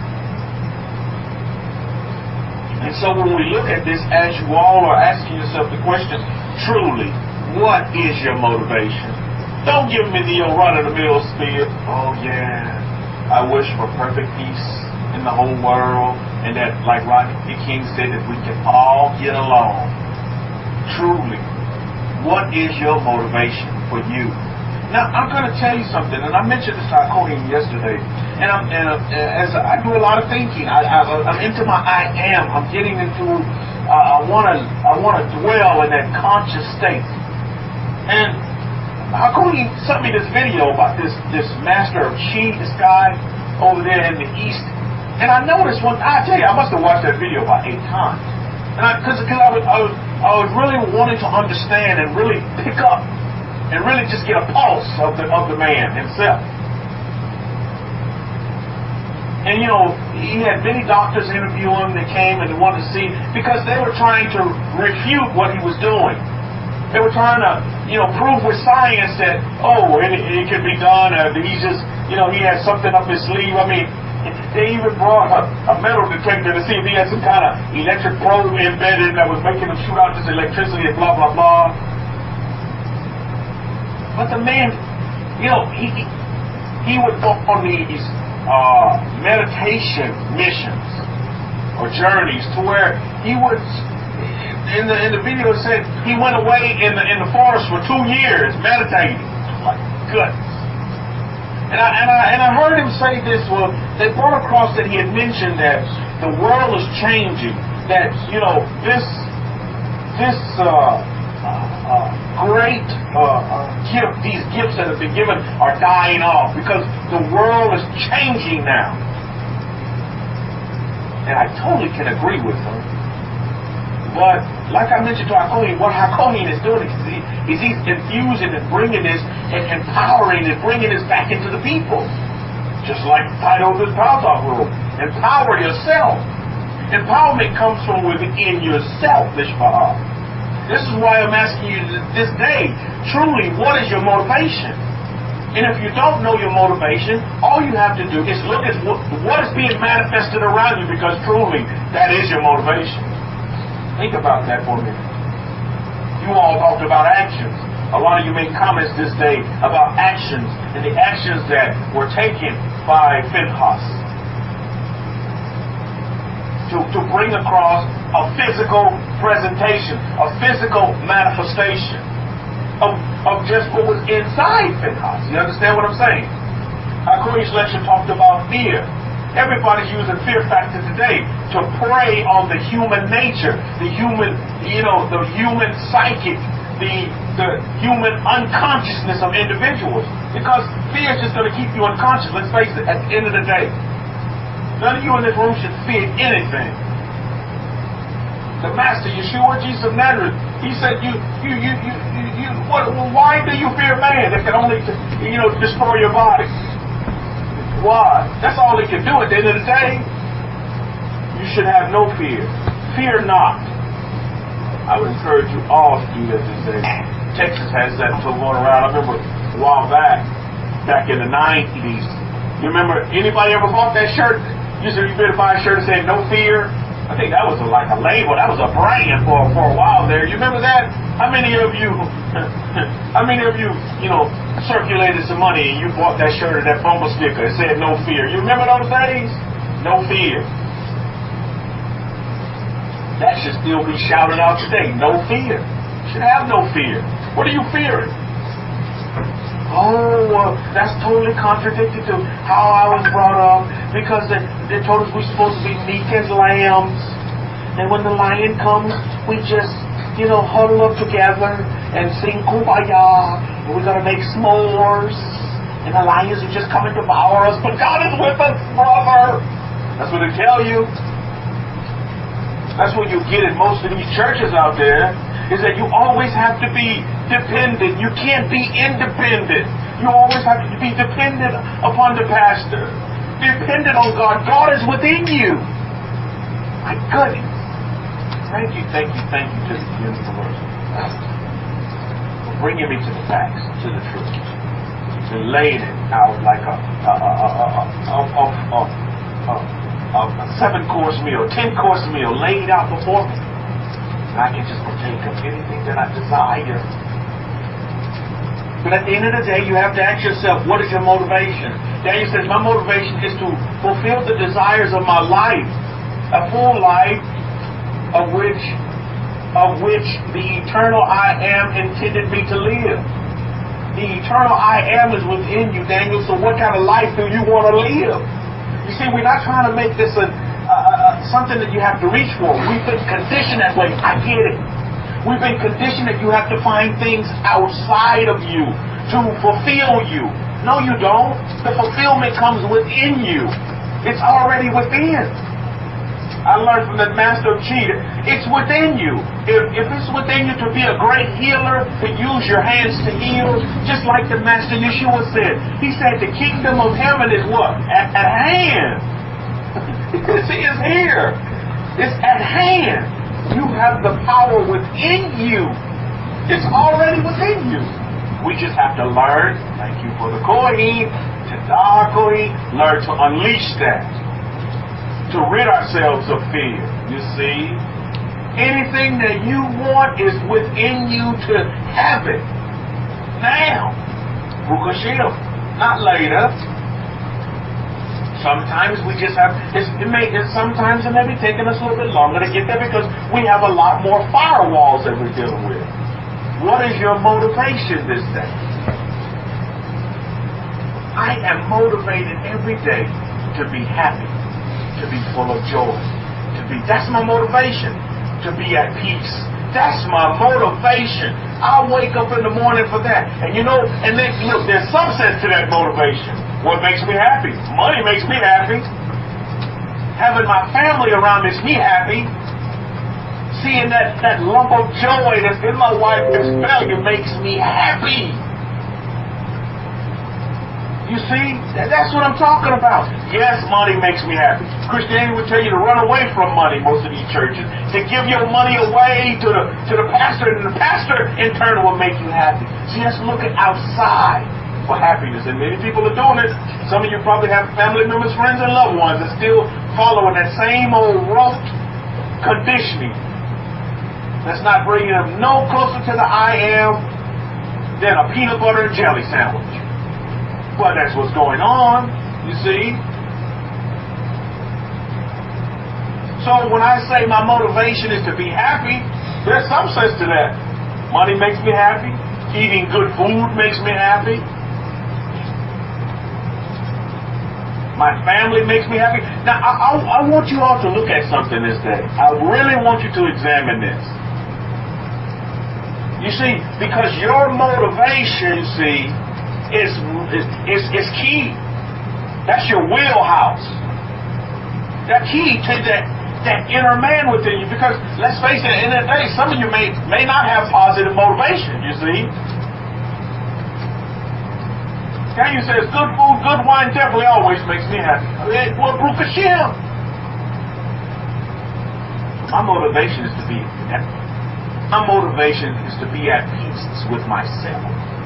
When I'm at peace with myself, I'll be at peace with others because I have peace at home. And this is something that I noted, and I mentioned this to Akuna, and I want to mention it to all of the family as well. We're a family, right? Anybody in this room not part of the family? I consider you guys all family. This is why I can open up to you like this, because we're family. You see? And you all should be able to open up as well. But again, it's going to have to come within. You got to be able to open up. We're family here.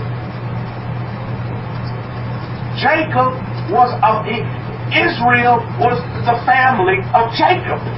Is the family, not was, is. It's the family of Jacob. Now, I want you to note something. I want you to note this. Because this is what my findings are.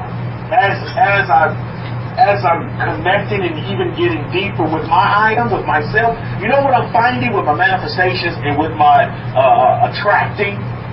You know what I'm finding now? If you all can agree with me, please let me know by some kind of response.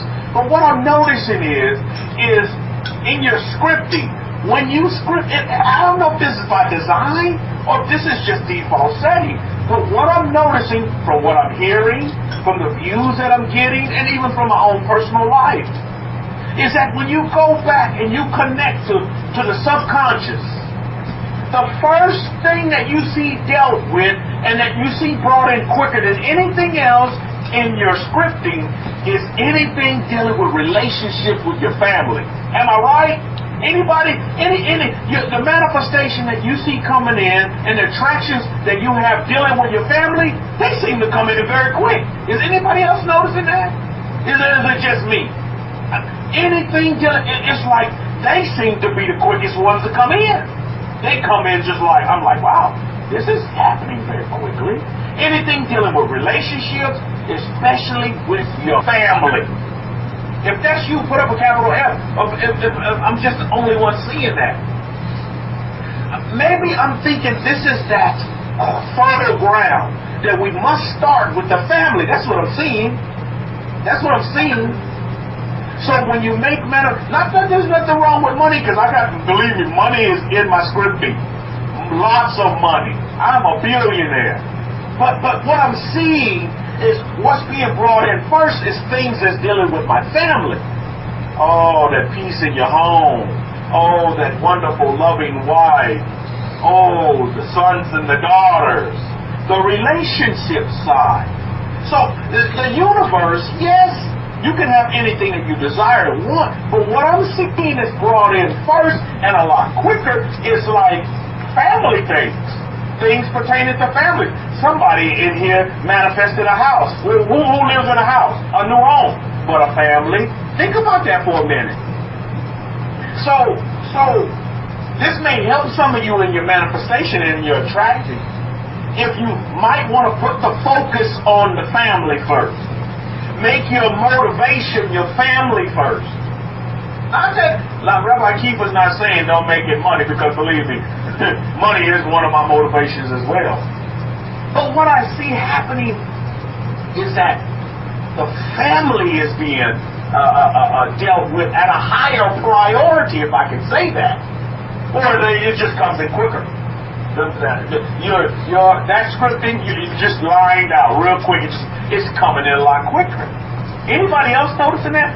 For your responses, by the way. I truly do appreciate it. You see, I truly do appreciate it. So again, isn't this a part of our heritage?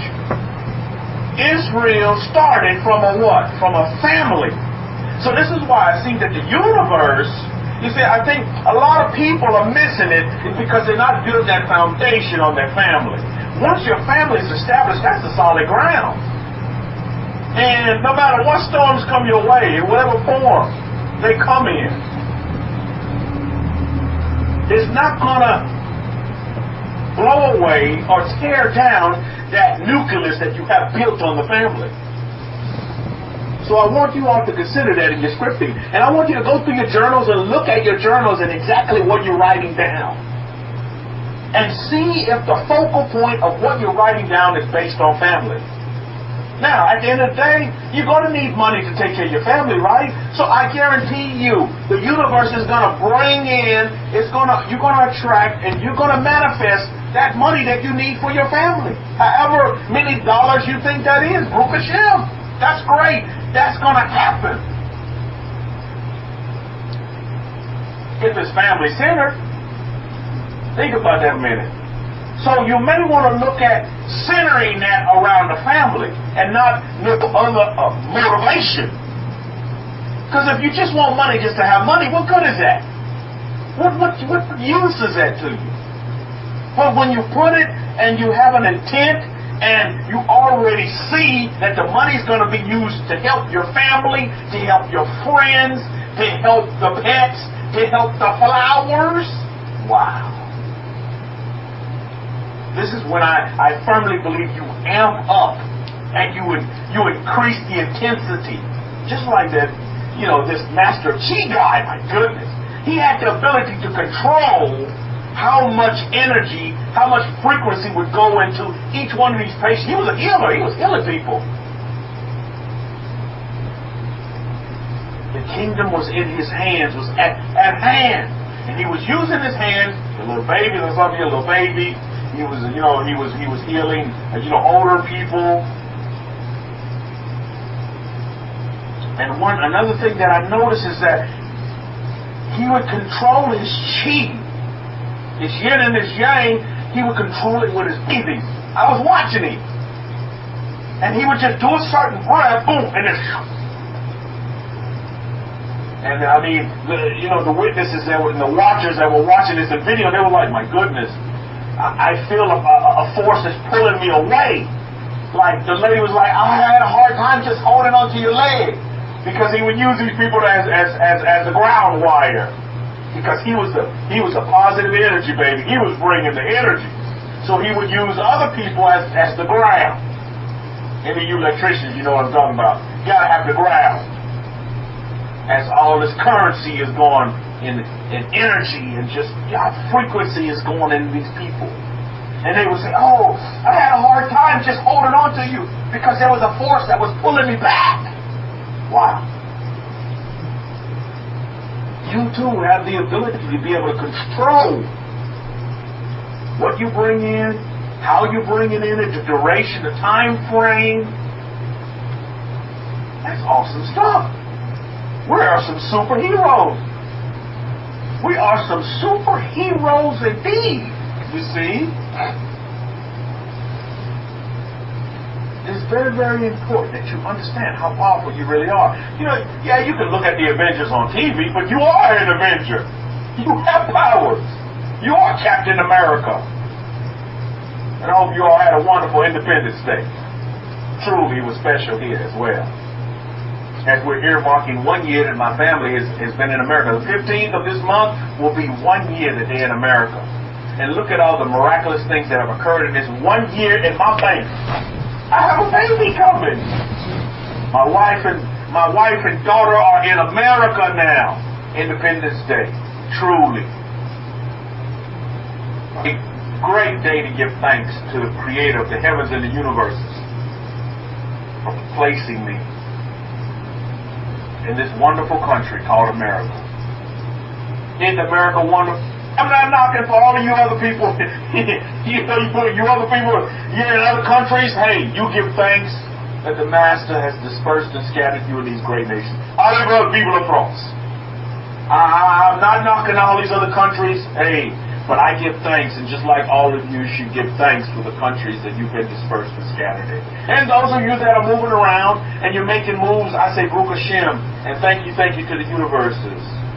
And you're attracting and fulfilling the desires of your heart and the wants and the needs that you aspire and desire for yourself, that you're manifesting and that you're writing in your journal as you journal. And that you're scripting. Oh, this is what I want to do. This is where I want to go. Make those moves. Take those actions.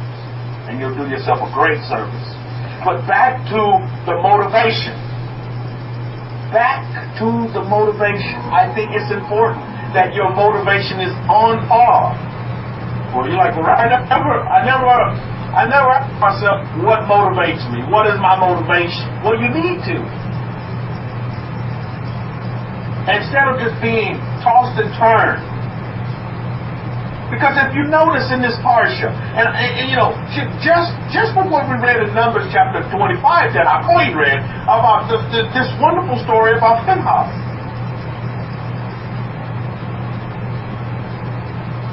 And another thing that this man said I think is very important. I called you shoestring on this to me the other day. We had a little discussions about this chi master that I think is very important. You all have the perfect law. How many of you have the perfect law? You own the perfect law. How many of you? How many of you have the perfect law? Now, I want you to understand, with the perfect law comes high responsibility. And one of the responsibilities with the perfect law and understanding who you are, your I am, the I am that's within you, is that you don't go around broadcasting this to the world. And you don't use the perfect law as a whipping boy to show how greater that you are than somebody else. Because that right there is the wrong motivation to have. You don't go around one-upping somebody else who's still unconscious. Just because now you're conscious and you're living in the I am mode, there's no reason for you to go around here telling folks that, you know, they're blind and blah, blah, blah, and you're doing it all wrong. That's not your place, and that's not your responsibility. So don't take this perfect law. What I'm basically trying to tell you is you keep this perfect law to yourself. You keep it to yourself. Those that are around you, that's attracted to you, will recognize it. According to telling you, you keep it in your own family, in your family only. He told me that the instructions he gave to me yesterday as well. Or your best friend, that is. Because most of the time you have best friends, you consider them like family, right? It seems like every day my wife is talking to her brother. I'm like, wait a minute. You only have one brother. But you see, other family members and close friends, they call them sister and brother. Same with aunts and uncle. Everybody is uncle, everybody is aunt. I'm like, my goodness, you have a big family over there in China. So indeed, it's very, very important that you understand that. It is the perfect law. It's not used for you to one-up somebody or showmanship. Oh, I'm going to show you up. Or just like Akohin instructed me. You're around here using this. Oh, you're doing it wrong. Here, let me show you how to do it. This is how it's done. Now, you can use the perfect law to infuse power in other people that still may be unconscious. That's okay. I remember using it a couple of weeks ago to help this woman because she couldn't see, the road for the trees. And I told her, everything's going to be okay. Hadn't God helped you out of every situation? God is going to make a way for you to pay your bills. And sure enough, a way was made. Sometimes you just have to empower people. You have to stand and gap for people to help them see what they not see. Because just like we're told in our books, a lot of people run around here blind. Or have full capacity of both eyes, but they're still blind, right? So you can assist others. Thank you. I'm so happy and grateful that I have this awesome power that I can wield to help other people. Because guess what? I am a helper. I am a helper. Akoni said, yes, you can help others, but there's no need to tell them why you help them. Oh, indeed, Akoni. There's no need for yourself there. You don't have the perfect law. Boo. I have the perfect law. You stick your tongue out and making all these facial gestures. What good is that doing? What is your motivation at the end of the day? See, because we're still connected, unfortunately, a lot of folks are still connected to that, to the conditioning of the religions that we think, I have to one-up you. I'm going to one-up you because I'm going to combat your religious theology with my perfect law, and perfect law will win every time. And so you have to have these debates. You don't have to debate in the perfect law. Our colleague told me something so instructional yesterday. You can do a lot of great things from the comfort of your own sofa. you can change the world at the comfort of your own sofa with the perfect law. You can. Right in the comfort of your own living room, sit on your comfortable sofa.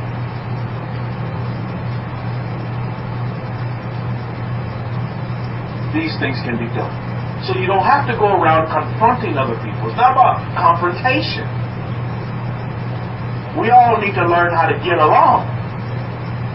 Live together, like Rodney King said, on this earth. And you should be humble and meek enough, happy and humble, and truly grateful, full of gratitude on what has been presented to you at now, to where you have these tools that most of the world are clueless about. Remember, we talked about there's a high responsibility. You have this perfect law. Don't take it lightly. Do not take it lightly, Mishpachah. You have this perfect law. Use it to aid and help others. I tell you. Again, let me go back to the master of Chi man. So then these people, they want to come and poke and prod him and try to understand, how does this man have this kind of energy that's coming out of him? So he gives him some demonstrations, and he's getting all caught up in action, and he puts a chopstick. He puts a chopstick through the table, and they're like, wow, he makes a chopstick go through the table. A thick table too, at a restaurant. And then he chops the chopstick and makes the table level again. And in the process of doing that, I guess he gets some splinters or something. He draws blood. And his teacher, from his teaching and his meditations and this this great craft that he's been given, he was taught that you're not to draw blood at any time. Tell you what a great teacher. Is that you're not to draw blood. And then some of the splinters, they end up hitting this lady in the face, and there's blood drawn on her face as well. So after that, he said that night he slept, that his teacher came to him. His teacher came to him in a dream and was rebuking him about how he was using this great gift, this power that he was taught, that come from within him. And he was taught how he was abusing it. So after that, he kind of shut it down. And he went back into kind of hermit mode, and he went back into meditation. That's when he said that he went out and he did pilgrimage. He went out and he He stayed and he did meditation for 2 years in the woods over there in the east. It is focused back. You all have been wielded a great gift in the perfect law. The greatest gift that's going to ever be given. The perfect law. So you must be responsible with it. No, don't use it to draw blood. Meaning, don't use it to run around here and start fights. Because you get into these religious confrontations and debates, I'm telling you, these Christians are zealots. They'll fight for their Jesus as they understand it. And for their grace. And for their rapture. And for their church. How many of you know what I'm talking about? They're zealots. They're religious zealots. And they'll disown you. They'll pick up sticks in a minute, hit you upside the head, and say it was the devil and they was rebuking him out of you. That's what they'll do. Perfect law is not meant to be used as confrontation. The Torah of Moshe is not meant to be used as confrontation. Not to confront anybody with it. That's our way of life. That's just what it is. If you agree with it, fine. If you don't, fine. I'm happy both ways. But you don't have to sit there and debate and debate and debate. Why does the Torah of Moses want to debate religion? Why? What's the purpose? Again, go back to what is your motivation at the end of the day? Your circle of influence with all the people that's around you and your nation and your world, your goal is to do what? It's to be a light to these nations. How do you do that? By showing compassion, loving kindness, peace to all people. Even though they may disagree with you. Even though they may not fully understand you. And you don't fully understand them, so be it. But at the end of the day, you're human beings. And you all need to learn to get on. And you, with the high responsibility and the mark of the perfect law, you're held at a higher standard than those people that are still unconscious. This is why we have to have this discussion today. Because behind your motivation is your manifestation. You see? See, a lot of you don't see the manifestation, you don't see the attraction, is because maybe you need to go back and assess your motivation. This is why I truly want you to put your motivation back on the family. Center it around the family. Take all those other thoughts out of it. Because at the end of the day, you must realize that we are a family. That's what you must realize. And that the universe loves family. He's very much concerned with family and the well-being of a family. Why do you think so many of you have been through this divorce and that divorce and the other divorce, this, that, and the other, and the third? That's one of the biggest weapons. I thought he was talking about Lio, talking about Joe, Io. I don't know why I like saying Lio, because it's the elder. But Io, he's talking about Job, right?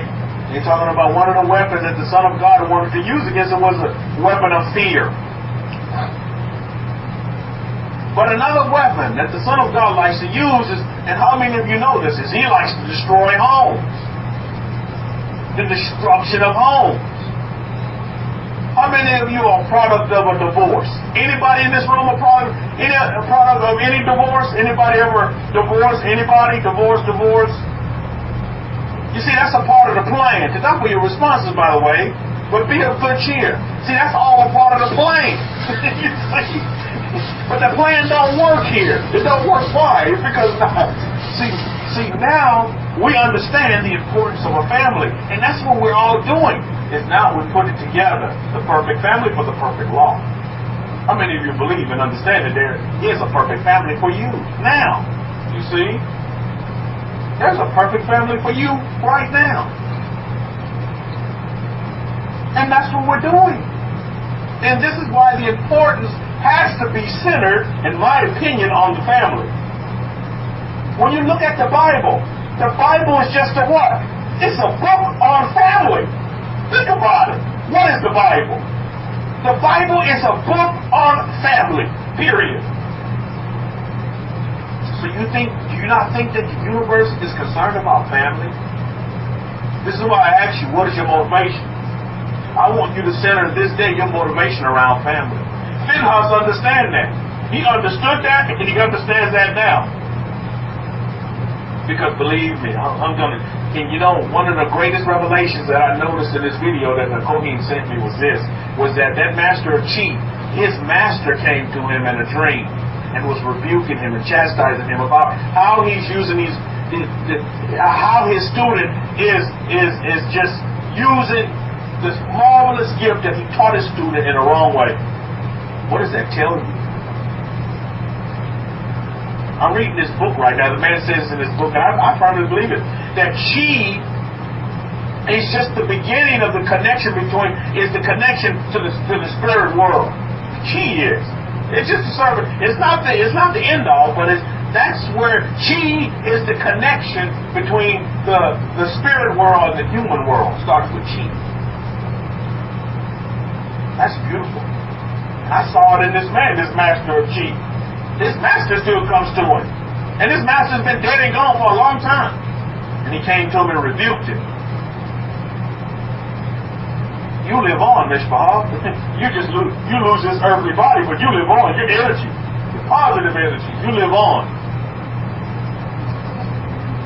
We must put our focus back on our family to build the foundation.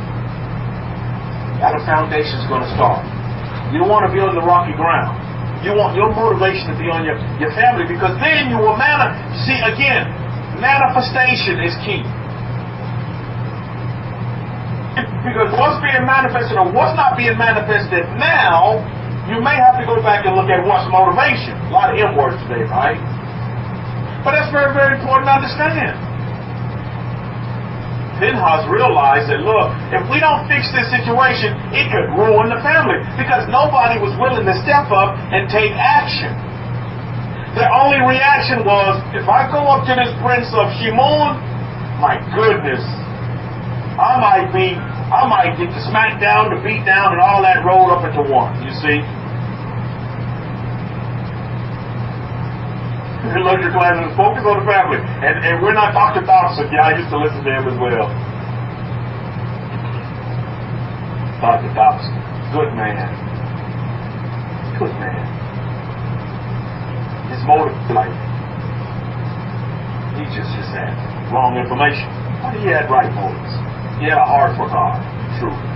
And as you all know, majority of people in religions, they have a heart for God. Oh, I don't even know, Luxury Class, if he's still in the land of the living or not. I'm not sure. But as you all know, as you all have Christian friends, you have Muslim friends, Catholic friends, at the end of the day, you all know that a majority of these people have a heart for God. They do. They have a heart for God. It's just misplaced because they're being mistaught. Our Kohen told you this. They're just being mistaught. They're being mistaught, then they're being misled. And that's just what it is at the end of the day. So, the verse in the Bible is true. It's like sheep led to the slaughter. That's just what it is. And you can see that. I mean, it's just real. It's because they never realize the empowerment is within themselves. And they don't have to wait on an experience. You understand? You see, most people in religion, they're still waiting on an experience. We're experiencing stuff every day. Rupa Shiva, the perfect law, right? But most people are waiting on an experience. They're waiting on something to happen outside of themselves, when they need to be visualizing and manifesting and attracting from within themselves. You see? And that's where, you know, that's where you can, what our books tell us is being blinded, you see? That's what's what's considered they have the blinders on.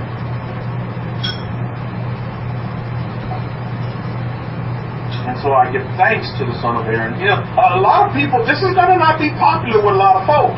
They're going to call you a musician. You're some kind of magic show. You're demonic. You're in some kind of cult. this stuff is new age. They'll give you all kind of excuses, blah, blah, blah. In the meantime, you continue to manifest and attract everything that you desire. You're happy. You have peace in your life. You're full of joy. You're just a bundle of love. While they're making all these accusations and they run around and hate people and so you have to leave open.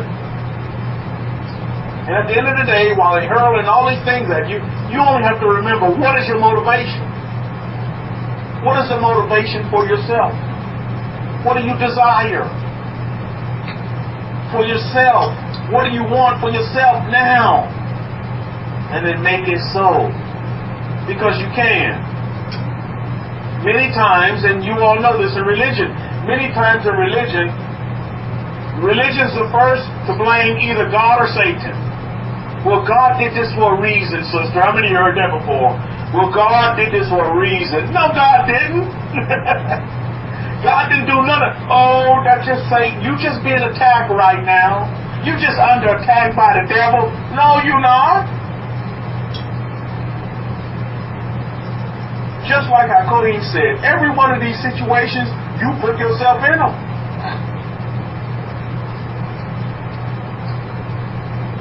So, learn from Pinheas.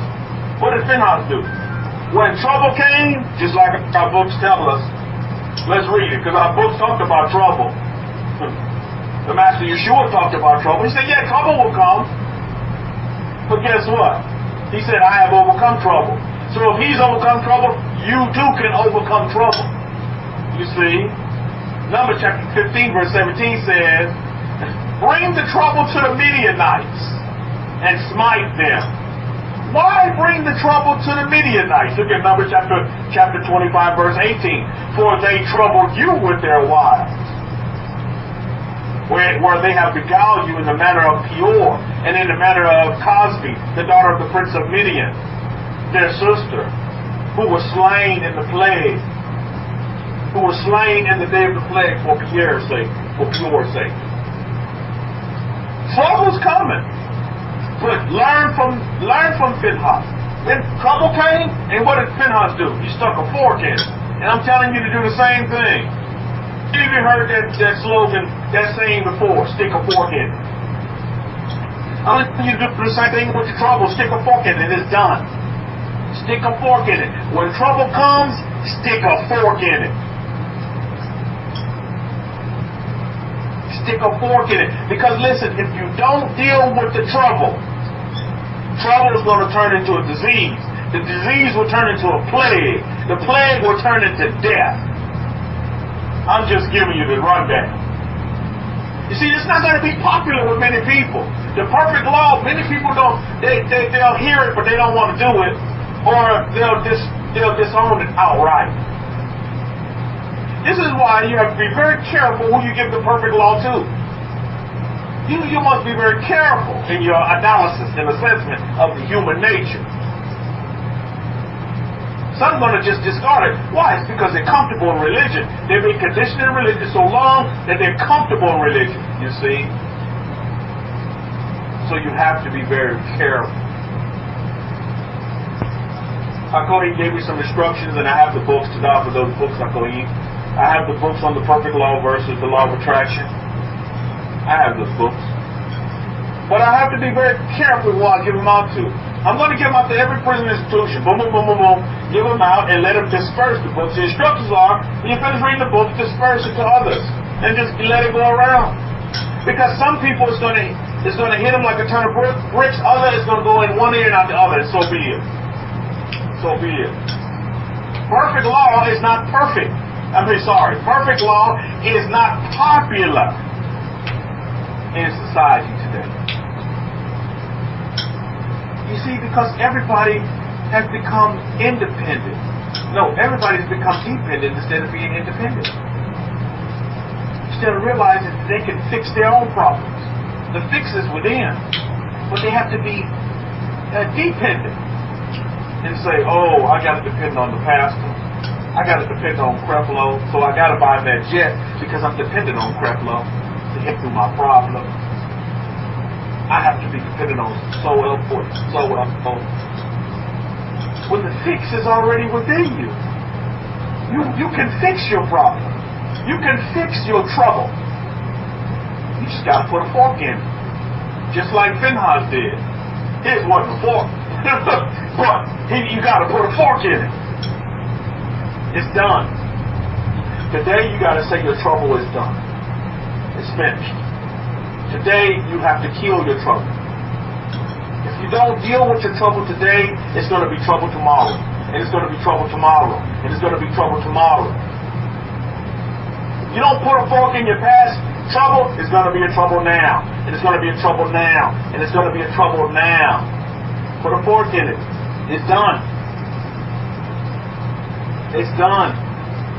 Finish it. Kill it off. It's got to die off. It's hanging on to you, and it's sucking from your very essence. And that prevents you from doing anything that's, of the positive sense. Using positive energy, positive vibration and frequency to do great things for the Master of the universe.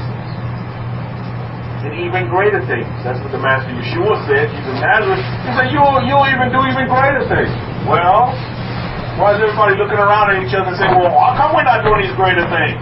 It's because people are not looking within themselves.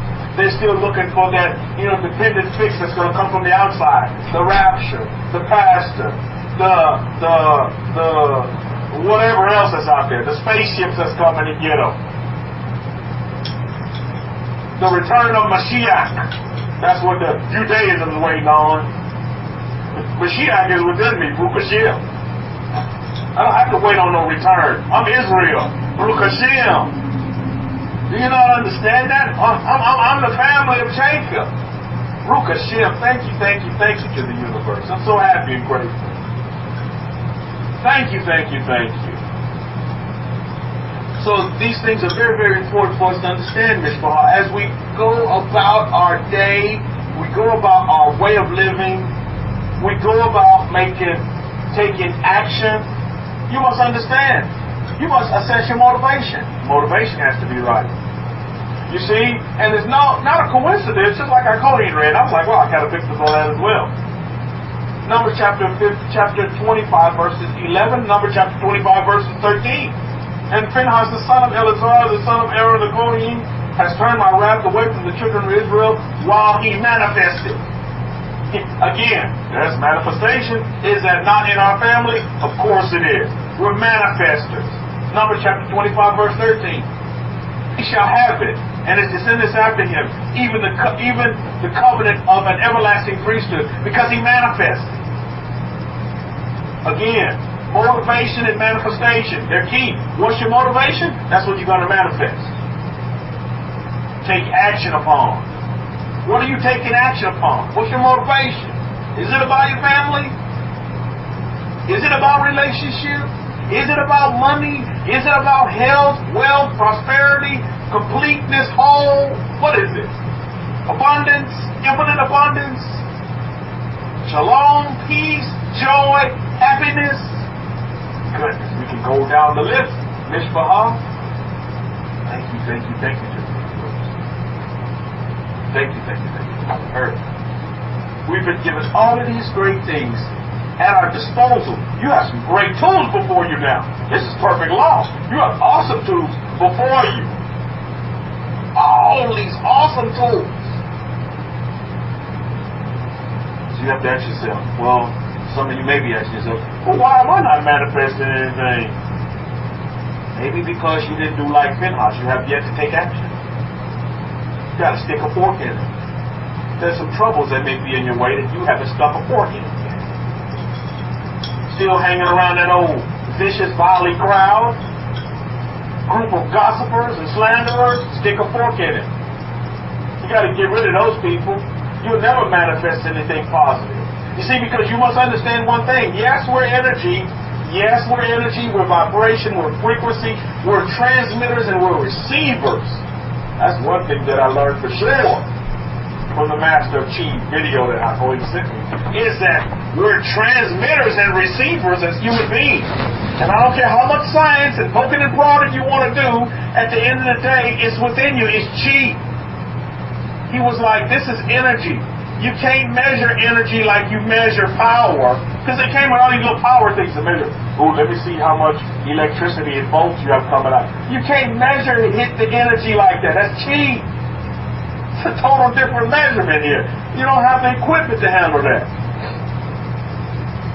At the end of the day, you must remember that you're a transmitter and receiver of energy. But again, that energy can be positive or negative. You need to think about that for a minute.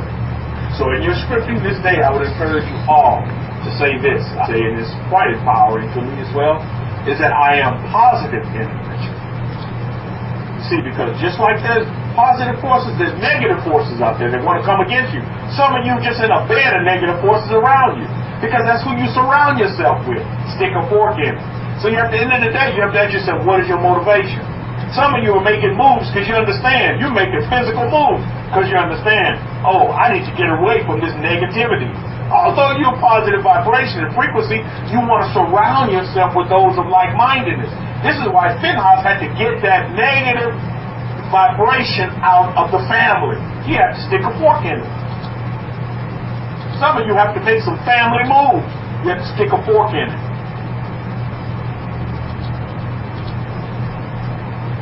Have to stick a fork in it.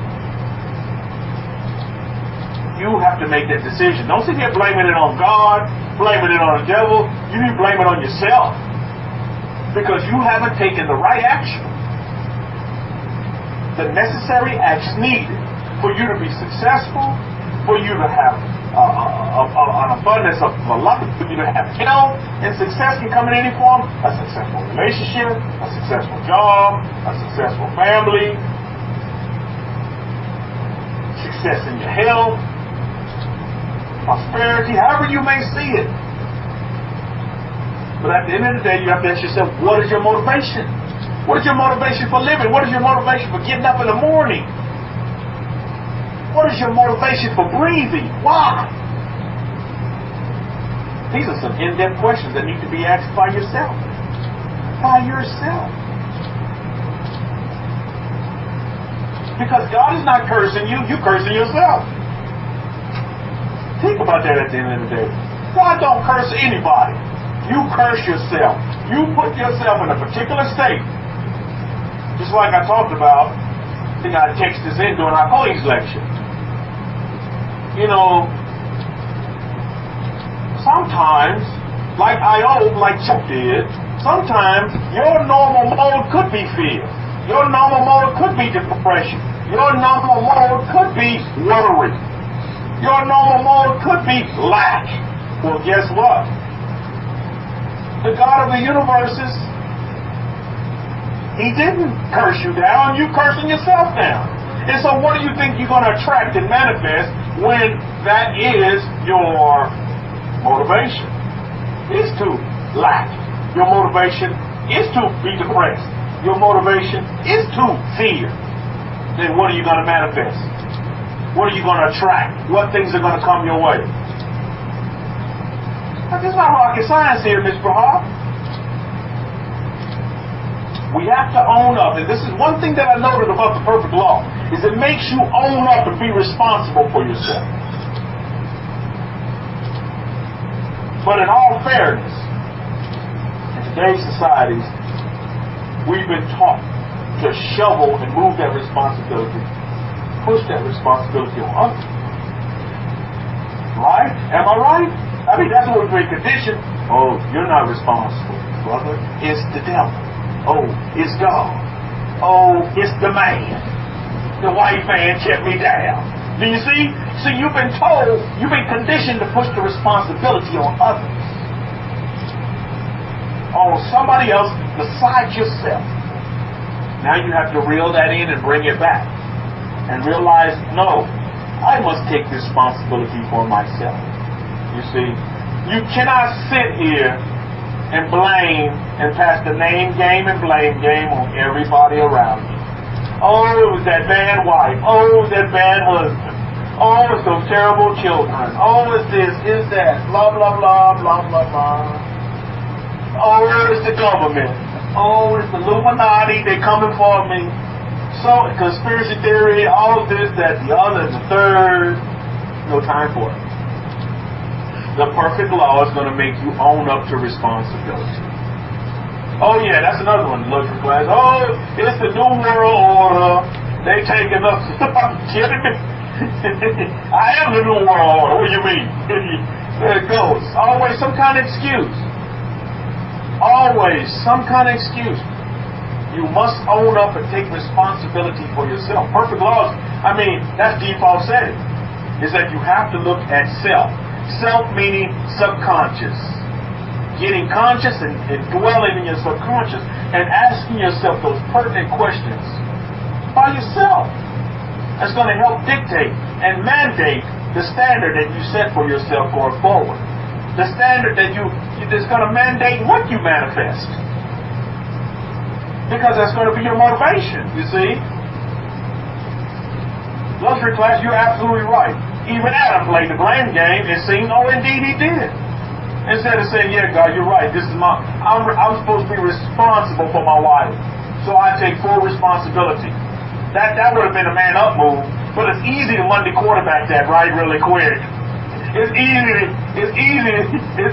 do it Monday morning quarterback that real quick. You see?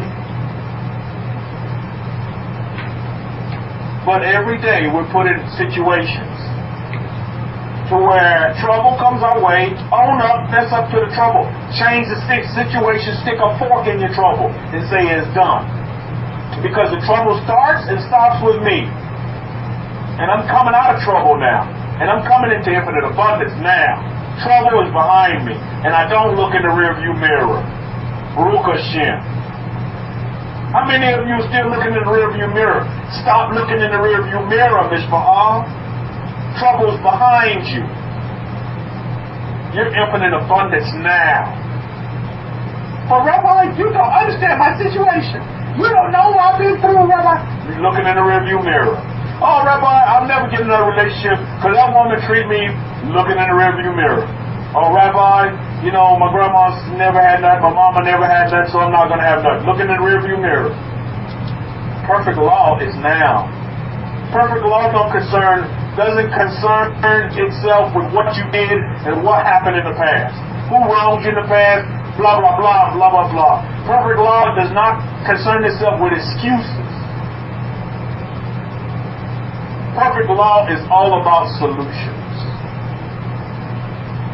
You are solution. You're not a problem. You're solution. You're not trouble. You're solution. You need to become solution.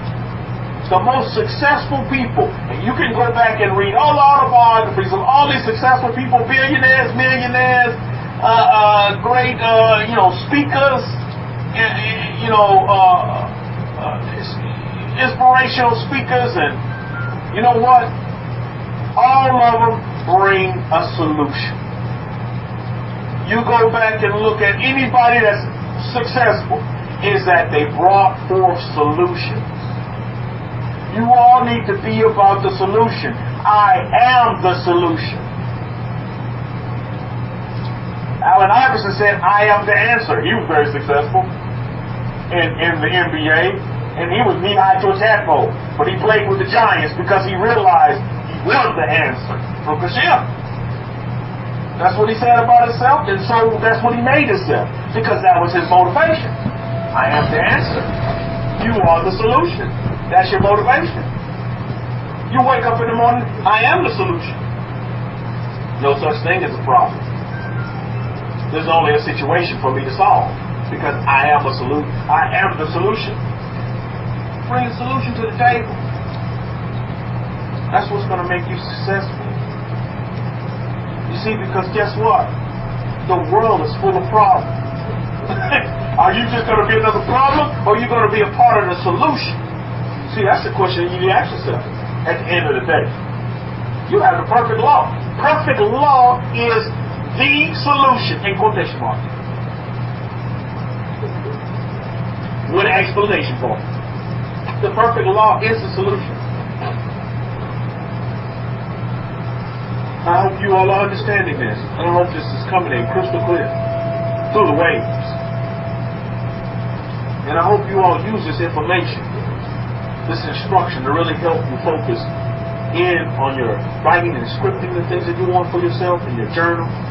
Because I'm telling you, there's something to the family effect with the perfect law. Perfect law loves the family. I'm telling you that right now.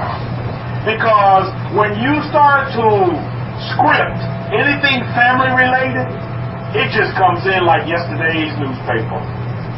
And that's what I'm noticing. So some of you need to get off the ground with the perfect law. You're not seeing any results. You're not seeing any manifestations. Now there's two things that could be happening. One, I can't even mention, is talking about proper action. You must take action. You see? And a lot of times, perfect law cannot get through to you because of all the stuff that you have in the way. You have a bunch of blocking. Could be the association that you have around you, your mindset, your proper mindset is still not right. You think you're conscious, but you're still just as unconscious as the next man or woman. You see, there's a lot of factors that go into it. See, this is why it's important that you clean house first. You must take care of house first. You must take care of your inner self. You have to deal with that. You have to become cleaned up in that area. Christians call it being born again. You're just going back and birthing and what's already within you, the I am. It comes within. You don't have to get dinked and dunked for this either. You don't have to be baptized 15, 19 times like I was. That didn't do me any good. In a variety of ways. But it goes to your normal mode. What's the normal mode for yourself? Is being the solution or being a problem? Is being the solution or having trouble? If you have questions about this, please phone in. Somebody did this week, and we really got some clarity on some things. And that was great. I'm glad I was so happy and humbled that I was able to assist in any kind of way, shape, form, or fashion. Help the family. Because that's what it's all about at the end of the day. We're a family. Family needs to function. And this family, the family of Israel, we function at a high level. Infinite abundance is our normal mode. Make that your normal mode.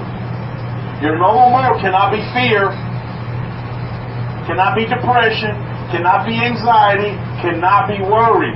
Those things are in the rear view mirror. Say it right now.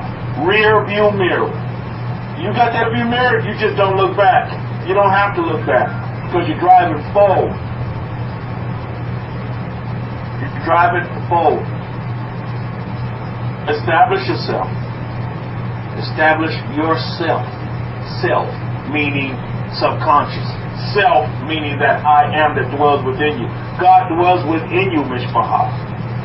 God dwells within you. You don't have to go seeking and searching for God under the rocks, under this tree, that tree, the other tree. God is within you. The creator of the heavens and the universes. He's within you. You have the DNA of El Shaddai. Why are you going out here hunting for him? You just have to get to know yourself, really. You just have to hone in. Spend that quiet time in meditation with yourself. Some people call it prayer, whatever you want to call it, meditation, prayer, quiet time. This is the time when you get to know yourself. And you truly you understand and realize who you really are as a human being. Too many times we focus on the human side, we forget about the being that's within you. You're a human being. Yet he has taken forefront. Now it's time for you to go back and realize that being that's within you. You can be whatever you want to be. You can desire whatever you want to desire for yourself. Baruch Hashem. Thank you to the universe. Thank you to the God of Israel for giving us truly the keys to the kingdom. The keys to the kingdom are in the perfect law. You don't have to wait on the kingdom. The kingdom is now. Think about it for a minute. You have the keys. All you have to do is put the key into the lock and open up that door to your inner self. You've been running, you're so exhausted and tired of just running here, there, and everywhere, looking and searching for things outside of yourself, when God is within you. You have the ability to manifest, to attract, and to have the wonderful life that you see for yourself. God didn't put you on this earth for you to suffer and to have a disastrous of a life. No, He put you to have a life, and that life more abundant. What He told us. You know what I mean? You see? That's what's important. That's truly what's important at the end of the day. And when you take your last breath on the face of this earth, are you going to say, I lived a happy life? Are you going to say it was complete or it was a disaster? What are you going to say for yourself? What are you going to speak for yourself? Is it a life of woulda, shoulda, coulda? Or is it a life of infinite abundance? And I did everything that I desired to do, and I met everything that I wanted to do in this life was met. I met my marks. Now that's beautiful. Too many times the focus has been put on things that are of no relevance, you see. Nathaniel is saying, I know myself, and there is no good thing in it. My goodness. Well, there you go. What is your motivation? And then what do you think is going to manifest from that? You see? Be careful what you say, because it'll become real. Be careful what you say. Know yourself. Know yourself. That's not just a slogan. That's real. When you begin to know yourself and you dwell within the perfect law, the same perfect law that the Master Yeshua, Jesus of Nazareth, talked about, my goodness. Then you know. When you know yourself, you become closer and closer to God, because God is within you. God never left you. God will never forsake you. But most people think they're forsaken because they've been taught that. You've been forsaken of God. That's a bunch of mumbo jumbo. And that's a bunch of fear to leave you in fear. But God said He will never leave you. God is within you. You have the DNA of God.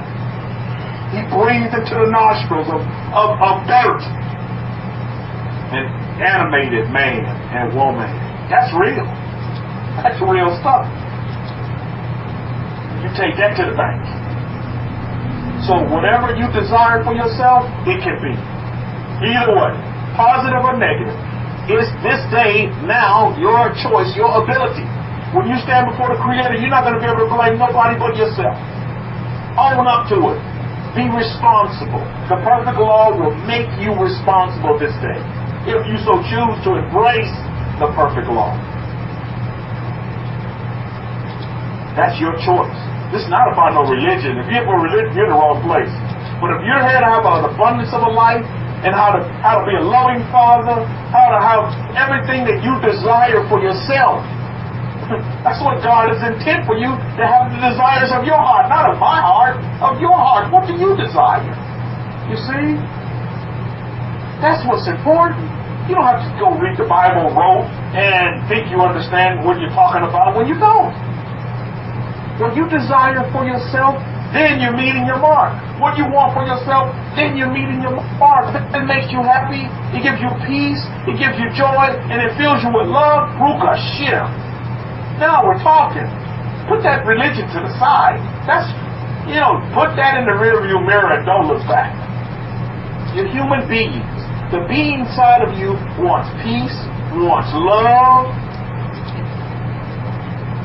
wants happiness, wants to be full of joy.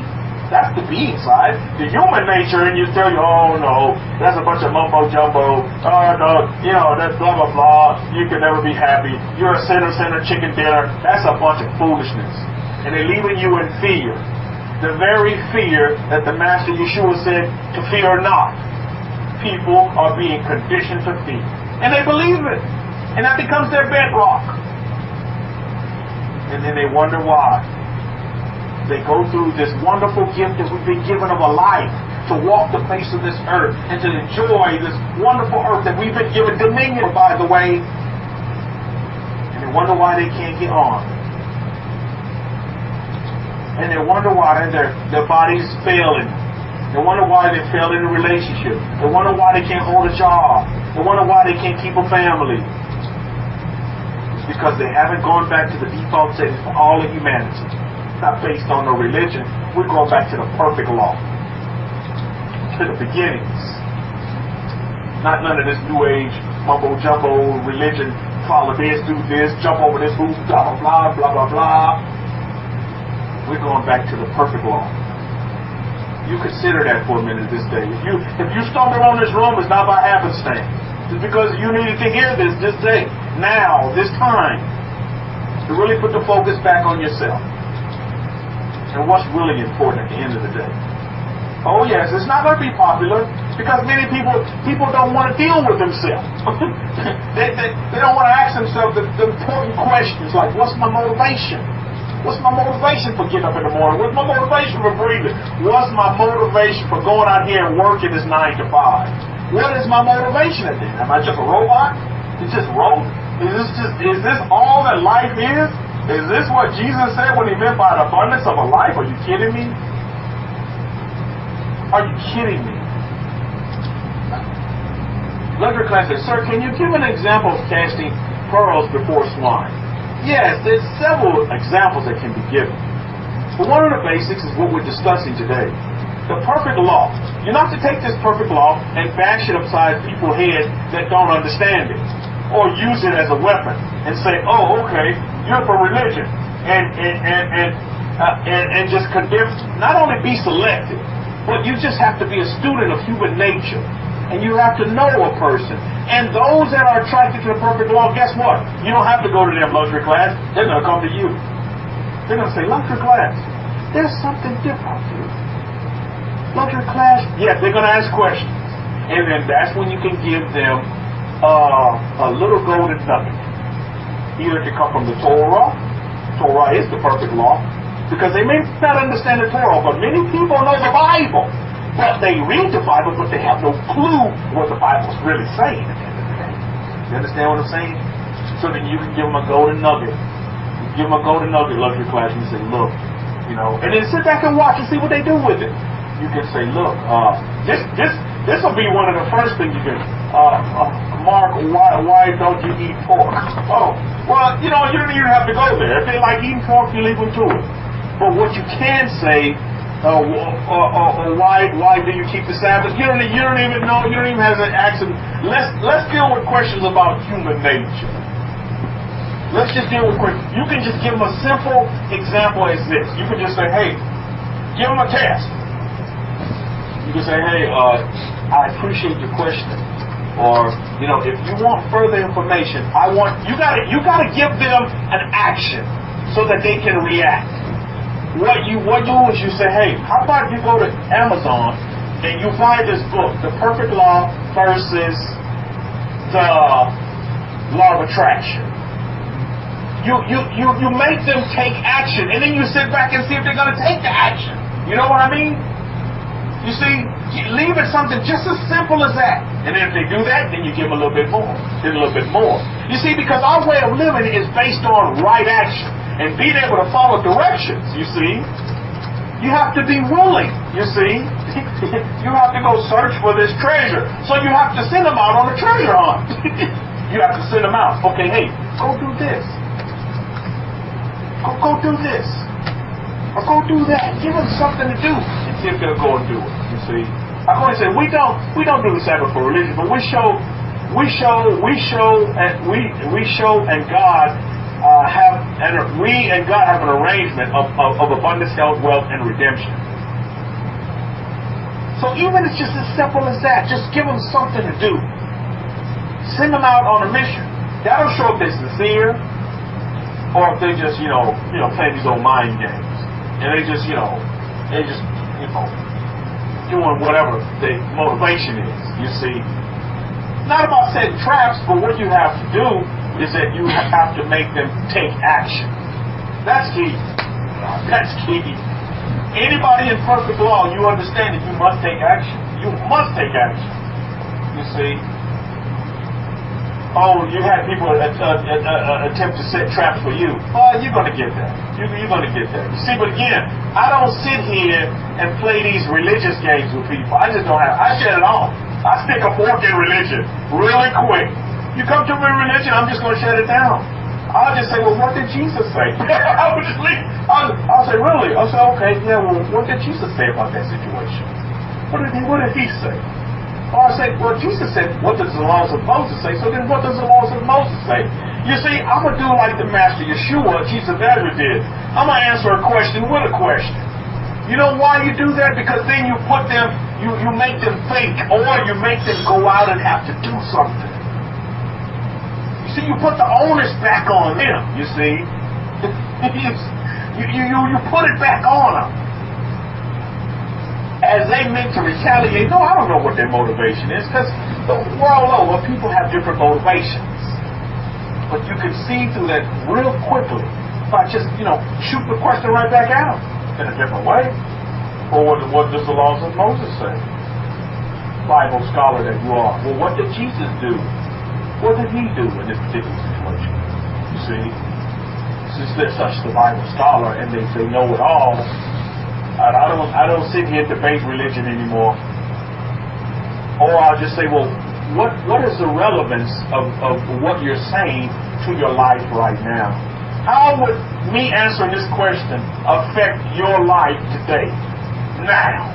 They're like, wait a minute. You make them think for me. So, there's different many tools in your arsenal that you can use. But you just have to assess the situation based upon your study of human nature. You're figuring out where people are coming from. Some people are coming to you sincere, while others are just coming to you to trip you up, and like you said, set traps and trip you up, or they want to debate, or they want an argument, or they want to get you riled up and flare you up so they can say, see, I told you so. You know better than all the rest of these people. Like, you see, you know what I mean? So there's all these little things that they do out here. There's all these little things, but you throw it right back at them because there are going to be some sincere people out there. And some you'll be directed to by your inner man. I call it the involvement. By your intuition, they'll tell you, okay, you talk to this person about this, and you tell this person this, or you give this person this. And then you sit back and you just wait, and you watch. You become a watcher and a witness. You sit back. You sit back. I'm done. I stuck a fork in these religious confrontations. There's no need for it. There's totally no need for it. There's just no need. At the end of the day, how's that affected me? On what you eat or what I don't eat? So what? These are foods that I tell people, I said these are foods that we're required that we can eat, and these are foods that we're required not to eat. At the end of the day, it's what God said for the children of Israel, and that's what I do. I'm not going to sit here and get behind all this. Just at the end of the day, full stop, period. That's what it means. So remember your default settings of peace, love, joy, and happiness. You want to keep the people happiness that you want to keep them happy. I'm not here to start an argument. I'm not here to get in a religious debate. There's no time for it. There's no purpose for me. There's no need. How can I affect your life in a positive way today? How is this going to benefit your life now? You see? That's what's important. Now, whatever day they want to keep the Shabbat out, I don't even care. I really don't. I really don't care. I really don't care. But what I care about is you, the person. You start telling them like that, they're like, wow, I care about you, the person. How is your life? Are you happy? Do you have joy? Do you have peace in your life? That's what's important. I'm going to take you back to the default settings where you want to speak, while you want to keep your unconscious-minded religion. I'm taking you back to the I am, your consciousness, to your subconscious. Are you happy? How do you find joy? Where is your peace? Where do you find peace? Let's get relevant with the irrelevant. That's what's important. So on that note, I'm getting ready to close it up, but I want to encourage you all to really look at and understand and ask yourself the question about motivation. Because motivation is key to whatever you're trying to manifest. Whatever you are manifesting, because you're not trying to do it, you're doing it. You are manifesting. You are attracting. but look at your motivation. And you have to make sure that you rid yourself of all the troubles that may be in your way, you see. And that may come in the form of the people that you hang around, environment that you put yourself in, the people that you listen to. That's a big one. Who do you listen to? Remember, you're a transmitter and receiver. Look and analyze. I would encourage you to do these next 6 days of labor. What are you receiving? You know, you hear Uncle E say, well, I don't watch too much TV these days. Because remember, you're a receiver. What are you taking in? You can control what you're taking in. Meaning, cut off the TV if you have to, because you listen to all that bad news. Meaning, get out of that circle of group of people that's over there slandering and, tale-bearing. Get out of that group. Get out of that negative group that's over there with the 50 acres and a mule group. Oh, the white man keeping me down, blah, blah, blah. Who do you listen to? That may be affecting your ability to amplify the necessary frequency to be able to, and energy to be able to attract, to be able to manifest those things that's coming in your life. You have to deal. When trouble comes, stick a fork in it, put it in the rearview mirror. The end, full stop. That's what needs to happen. Take proper reaction. Otherwise, you'll find yourself in reaction mode. I'm telling you, you better take proper action. Or you find yourself having to Which one would you prefer, Mr. Bahar? Would you prefer to act or react? Which one? Any takers in closing? Would you prefer to act or would you prefer to react to some actions that's going to happen because you didn't react? Because you didn't act. Think about that for a minute. You see? That's what you must ask yourself. I think it's very, very important that you do these things. I'm here just to help you. I'm happy and I'm humble and I'm so super excited to be a part in your lives and watch you grow and blossom into that beautiful flower and an awesome tree that's rooted deep in the earth, in Mother Earth. And to be a part, I'm just so happy and humble. In all humility, I'm so happy and humble. So you need to take the right action. If you don't know what the right action is, you need to get with the Kohen. Or you could phone me as well. And if I don't know, believe me, I'm saying Kohen, phone a Kohen and phone him in. So that you can do things properly. You see, the only wrong question asked is the one that's not asked. And some of you say, well, my question may seem stupid. Well, guess what that is? That's the unconscious side of you that's preventing you from reaching consciousness because you never asked the right question to get the proper instruction so that you can go out and act. Act on proper instruction. Reaction will come when you take improper instructions because it's a reactive mode because you're trying to fix something that's broken. Consider that going forward. I love you and I leave you in the great hands of the Kohen, and the responsibilities that are shed upon us in the perfect law are real.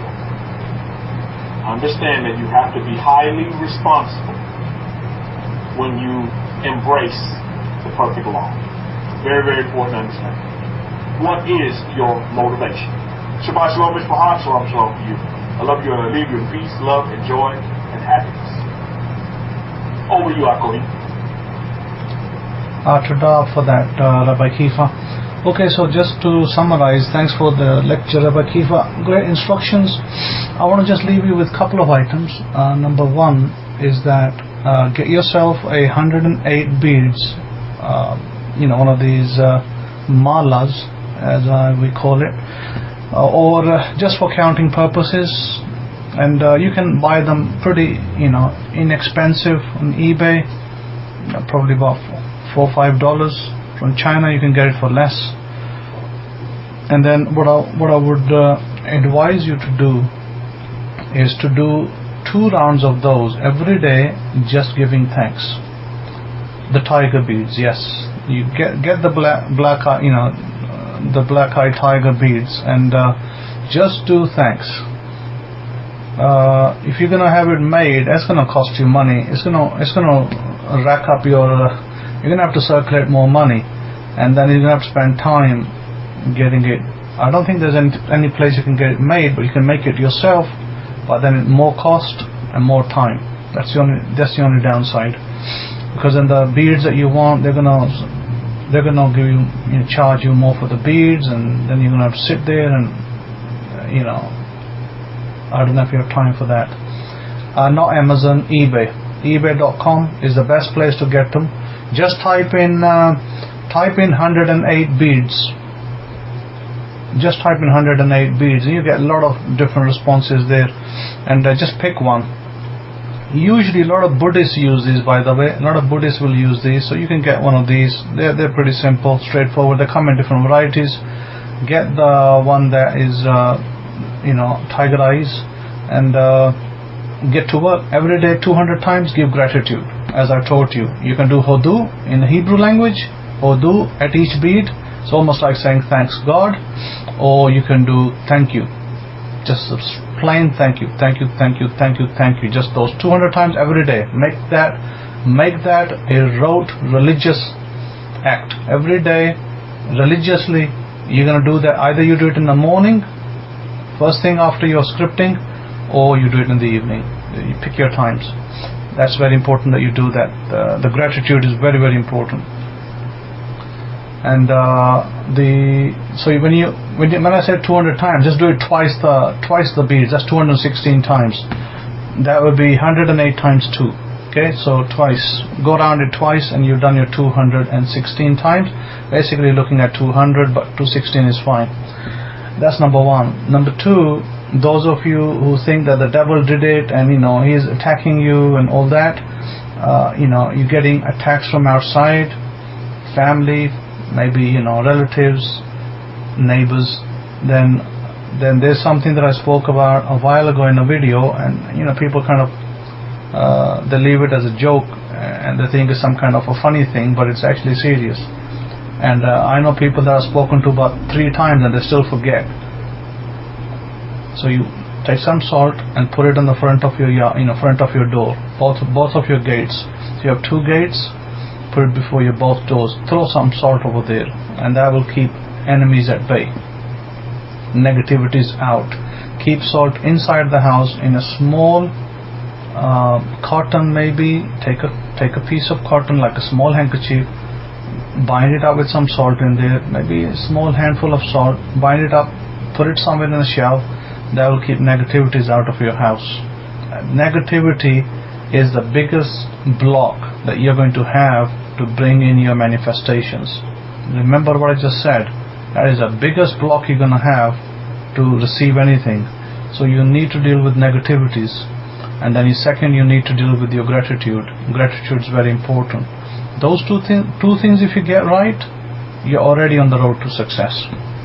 Those 2 things are very powerful, and they need to be dealt with in a timely manner. And then there are other things. Any salt is fine. Regular white salt is fine. It don't need to be pink. Keep the pink salt on your table, because you have to circulate more money for it. Use a white salt, regular salt, for disposal to your door, and to keeping it in a little cotton. Take a cotton cloth and put it in there, and then keep that salt tied up in some place in your home, and don't use it. Just leave it there. You can change it every year if you like, but just leave it there. That's all you need to do. That'll take care of things of negative nature. Because this is why we have other things in the homes as well.